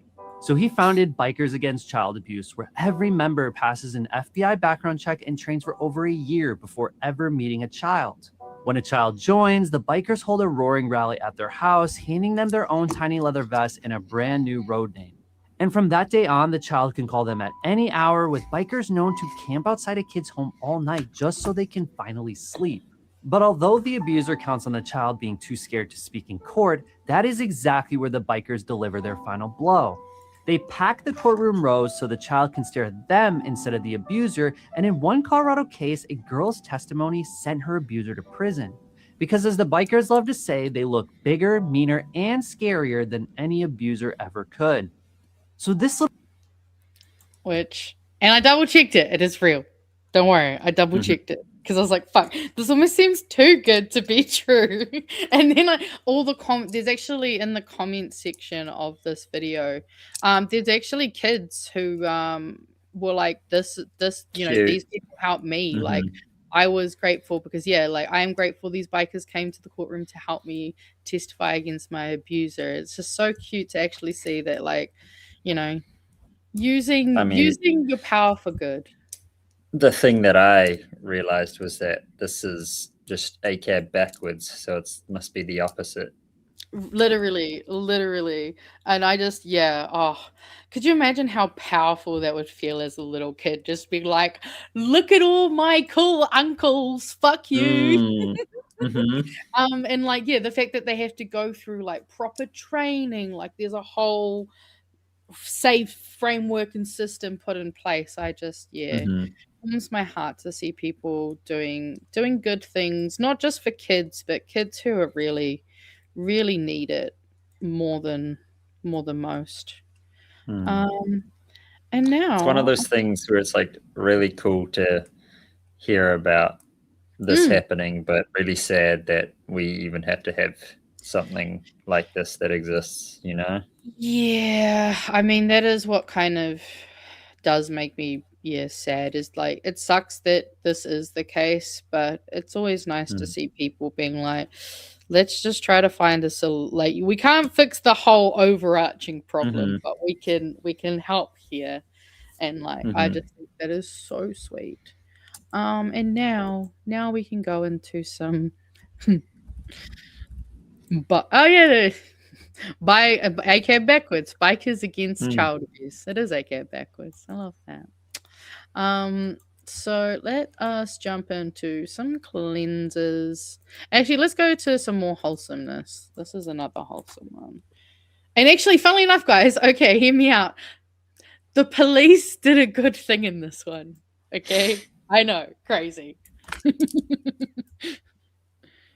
Oh, yeah. There you go. It all started with a 911 call. One police haven't heard before. Someone notifying them about two boys selling lemonade on the corner. But when Kansas City, Kansas police and firefighters arrived, they didn't shut the stand down. They became its best customers. Officer Morgan Reed was among the first to pull up during the afternoon shift. I was calling everybody, yeah. I was just calling everybody, hey, make sure you guys stop by the lemonade stand. They gave us like some stickers, they gave us a lot of things. And I used it on my shirt, and then they was like, now you're an official police officer. Officer Reed liked it so much, she came back Thursday, spending another chunk of change. She says moments like this are exactly what community policing is supposed to look like. It all started with a 911. And I mean, that is what you'd hope community policing would look like everywhere. Mhm. Like, calling black kids who are just trying to sell some fucking lemonade, man. Like, Hey man, they didn't pay their taxes, all right? Get them. It's good to see the very few police officers who don't suck butthole. Mm-hmm. They didn't just take the lemonade. City's and coming. Gap it. Fire department said no. Animal control, it goes to voicemail. Hold on. Oaken Acres said call animal control. We're getting it. We're getting it. Hang on. Don't drop your tools. I don't want to squish him. I know. It's got to be lifted up quick. I can help. What do you need me to do? Hang on, bud.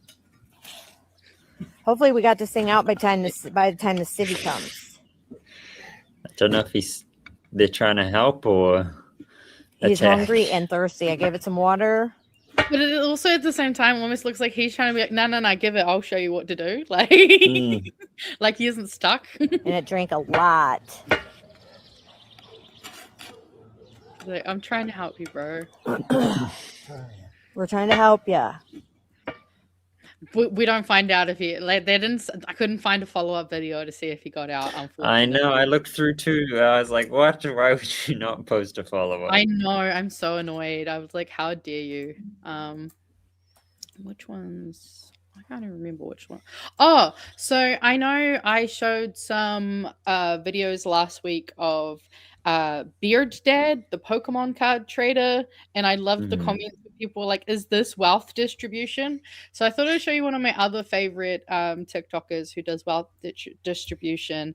And her name is Serena Neal. I really like her. Good morning. It's opening day of my. So for a quick background, basically, so she does a lot of fun, silly videos, but then she uses the money from those to buy a bunch of supplies for women's refuge or takes a bunch of stuff to the homeless, that kind of thing. But she's also known for treating she gets a lot of deliveries from whether it just be Amazon food delivery, a bunch of different things. And this was a fun little promo that she obviously did with 7-Eleven to get these, but it's just fun watching people who are working, especially in America, because they don't have the minimum wages that we have here. They earn literal some of them $10 an hour, which is fucking insane to me. 7-Eleven. We need to stock the shelves before our first customer comes. We tripled the amount of hooks that we had, and now we're hanging up all of our chips and snacks. Okay, next I'm gonna fill up my slushy machine with blue and red Kool-Aid. This thing spins so you can do both. I thought it had a lock where it doesn't open if it's not turned on, but that is incorrect. That's okay. Look, purple. Next, I'm going to fill up my cheese machine and my coffee machine. Woo! 6 and 7. Update, it was tasting gross. I dumped in the whole jar. Add our wieners to our wiener machine. The dogs are rolling. Let's screw in my sign.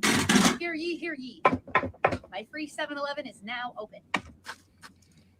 I'll hang that up later. Come inside. We have a freezer. Inside, popsicles. More popsicles. Coming over here, we have a bunch of chips and granola bars and toiletries and stuff. Hot coffee. Is it already 90 degrees today? Yeah. Over here, I have my slushy machine, my beautiful fridge. I even have an assortment of chocolate. And then if you follow me over here, I have a nacho cheese puff, Costco hot dogs. And oh no, my warming oven is empty. Whatever will we do? Let's go raid a 7-Eleven. We're going to go get some taquitos and some pizzas for my warming oven. We're also going to size up the competition. I need to make sure that my 7-Eleven is the best one.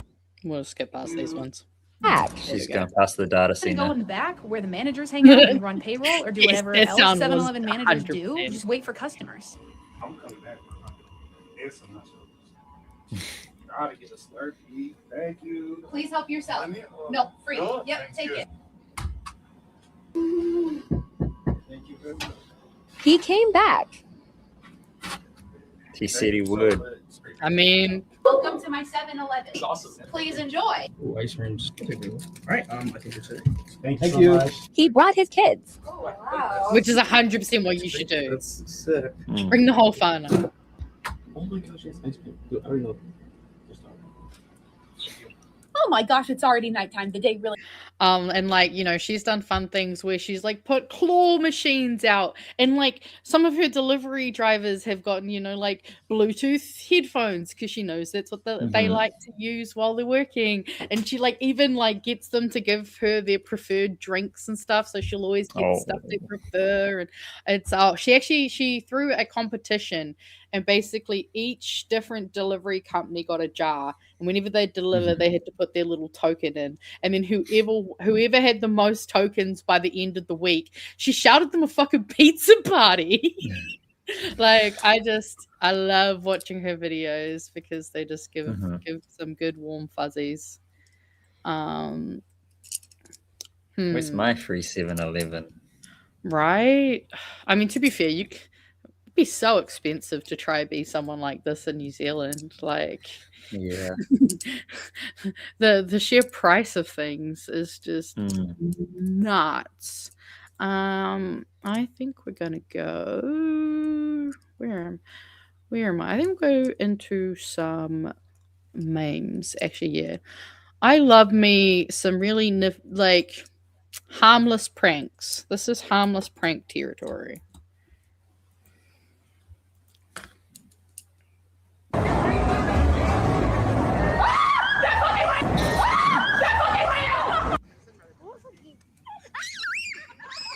Oh. Oh, sorry, dude. The husband stoked. Oh my god. It's big.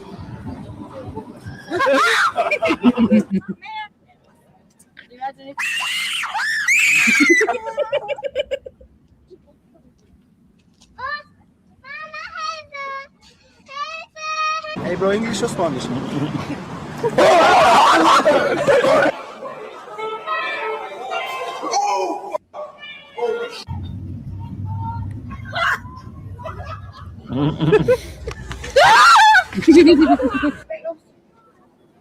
Y yo me siento con ellos.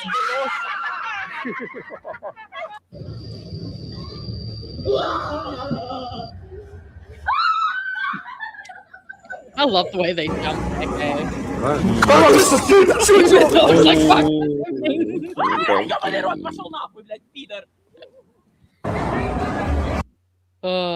That first guy just gets me every time, though. When you think you're just like being silly. Drunk night out, you're like, haha, and then you're like, oh god. Sorry about that. Fuck, she was loud. What were we saying? All right, calm down, guy. Jeez. Right, damn. Why was Guy like? We've listened to so many different clips, and the sound did not go that insane. Holy crap!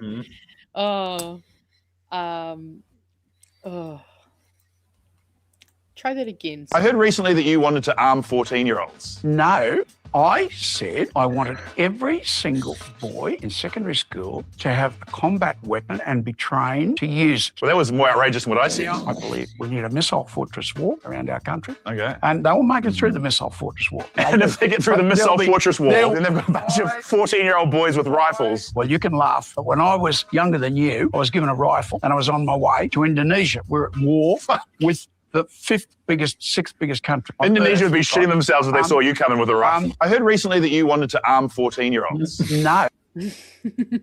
It's much more intense than that. Do you know who this guy is? Oh, I forget his name every time. Isn't he like? I don't know. I know he's an Australian, was it MP or is he like a councillor? I can never remember if he's local or central government. He's fucking nuts. Does it say his name? Nah, it doesn't have a name there. I've seen some funny videos out of him though. He I think it's something about his voice and the way he speaks as well that's just quite iconic. This was a meme that so last week on the show we watched a video talking about how technology and schooling it's been shit. The kids have been dumb as fuck.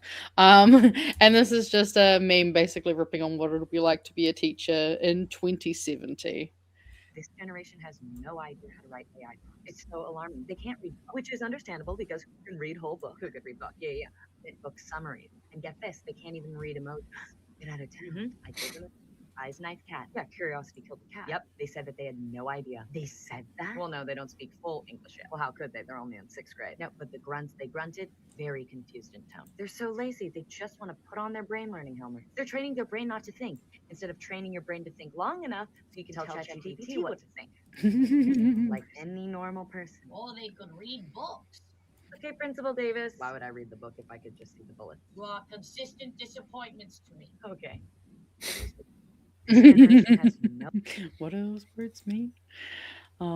Which does seem like it's unfortunately a lot more likely of a future for us. Which, hopefully we can pull the brake on that one and fucking turn this bus around. Get the kids back on the school bus. It's pretty crazy. Like, I don't know. We'll just see what happens, but it's not trending in the right direction right now. No. And I mean, I have seen some people talk about how a lot of teachers have been saying this for a long time. I just think, unfortunately, we've only just really started to listen because we're like, oh shit, these kids are not exactly where they're supposed to be. Not even wanting to call them dumb. They haven't been put in an education system that is actually going to foster any form of actual education. Which, I mean, part of it is COVID, and we don't really know like what that did in terms of like social development and stuff. And then absolutely a lot of it is the access to technology that they have that isn't, I don't know, restricted in any way. Yeah, also the literacy of how to use it isn't exact. Like, the fact that there's kids just get to go on a computer or iPad whenever, wherever, when like back in our day, your parents were like, the computer has to be in a family room, or like you can only go on it for this amount of time, supervised. Like, it does freak me out to think what it would be like to be a kid with just unrestricted access to the internet completely, because they don't know what's harmful to them a lot of the time. All right, looks like we're almost coming up to time, so do we have any? Nah, I reckon we'll just jump.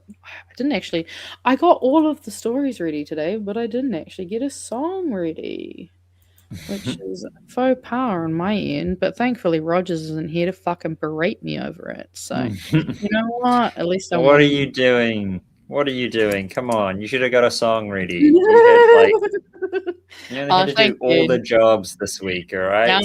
Now I don't feel like he's gone. Thank you. Yeah, fuck it. This one should be safe enough, and I don't care if it's not, because I like this song. I've decided, screw it. I don't give a shit if it's gonna potentially mean I have to edit this out of the video later, because at least YouTube is nice and lets me do that. But thank you everyone for joining us tonight. Sorry it looked a little bit different and wasn't able to be on Twitch, but again, we're working with what we've got, and the detective should be back next Monday. and I will look forward to having him back and getting to. Hopefully, we can find some shit to make him just absolutely lose his mind over and have a meltdown. That's what I'm hoping for. And thank you, obviously, Hamish, for joining me tonight. That's quite last all right. minute. I had You fun. fucking outed me for that. But no, I appreciate you coming on. And actually, I don't know if I would be able to play that one. I have less idea if I could play Oliver without copyright. The one I have, I'm like pretty confident I'll be fine on. But otherwise, I totally would. But yes. Thank you for joining us tonight. Thank you for all the comments and hanging out. And cheers, Hamish. And you know what? We'll watch this for a little bit and then I'll fade us out. But I'll see you guys over in the BHN chat. And otherwise, we'll see you next week. Oh, music.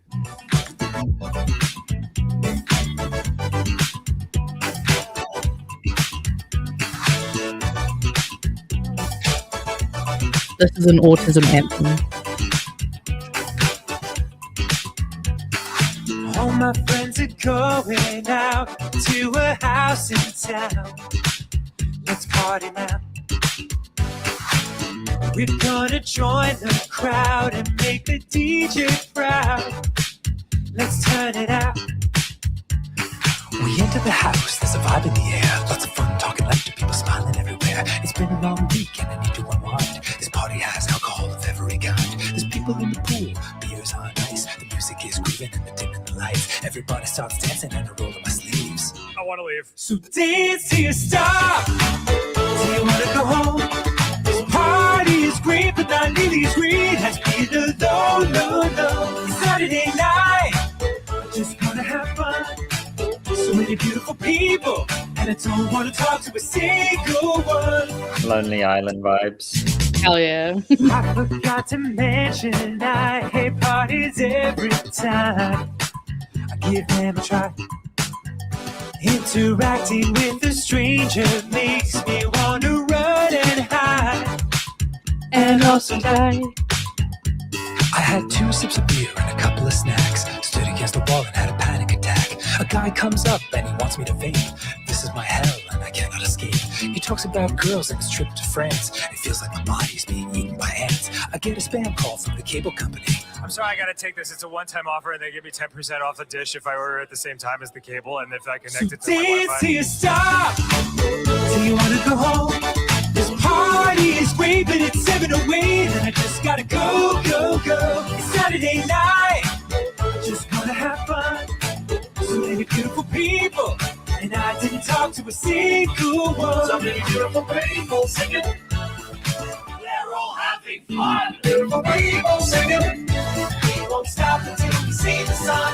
Everybody's singing, but I see one singing a different song. One place stop. I really wanna go home. And all these beautiful people are making me feel like a fugly little gnome. I feel the same way. Really? Yeah, I hate parties. I hate them too. I am not the goddamn DJ, Michelle. I told you. I got my face stuck in this big bear head and you and your friends just started dancing around me. Oh my god, I hate it when that happens. It happens to me almost every day. Dude, do you want to hang out? We could. Or we could stand at opposite ends of this party, stare at our phones for half an hour, and then never talk to each other again. Oh my god, another chorus! Y'all freak it out. This door doesn't open. Oh, thank god, it can. The cat's dead! No, he's alright. He's alright.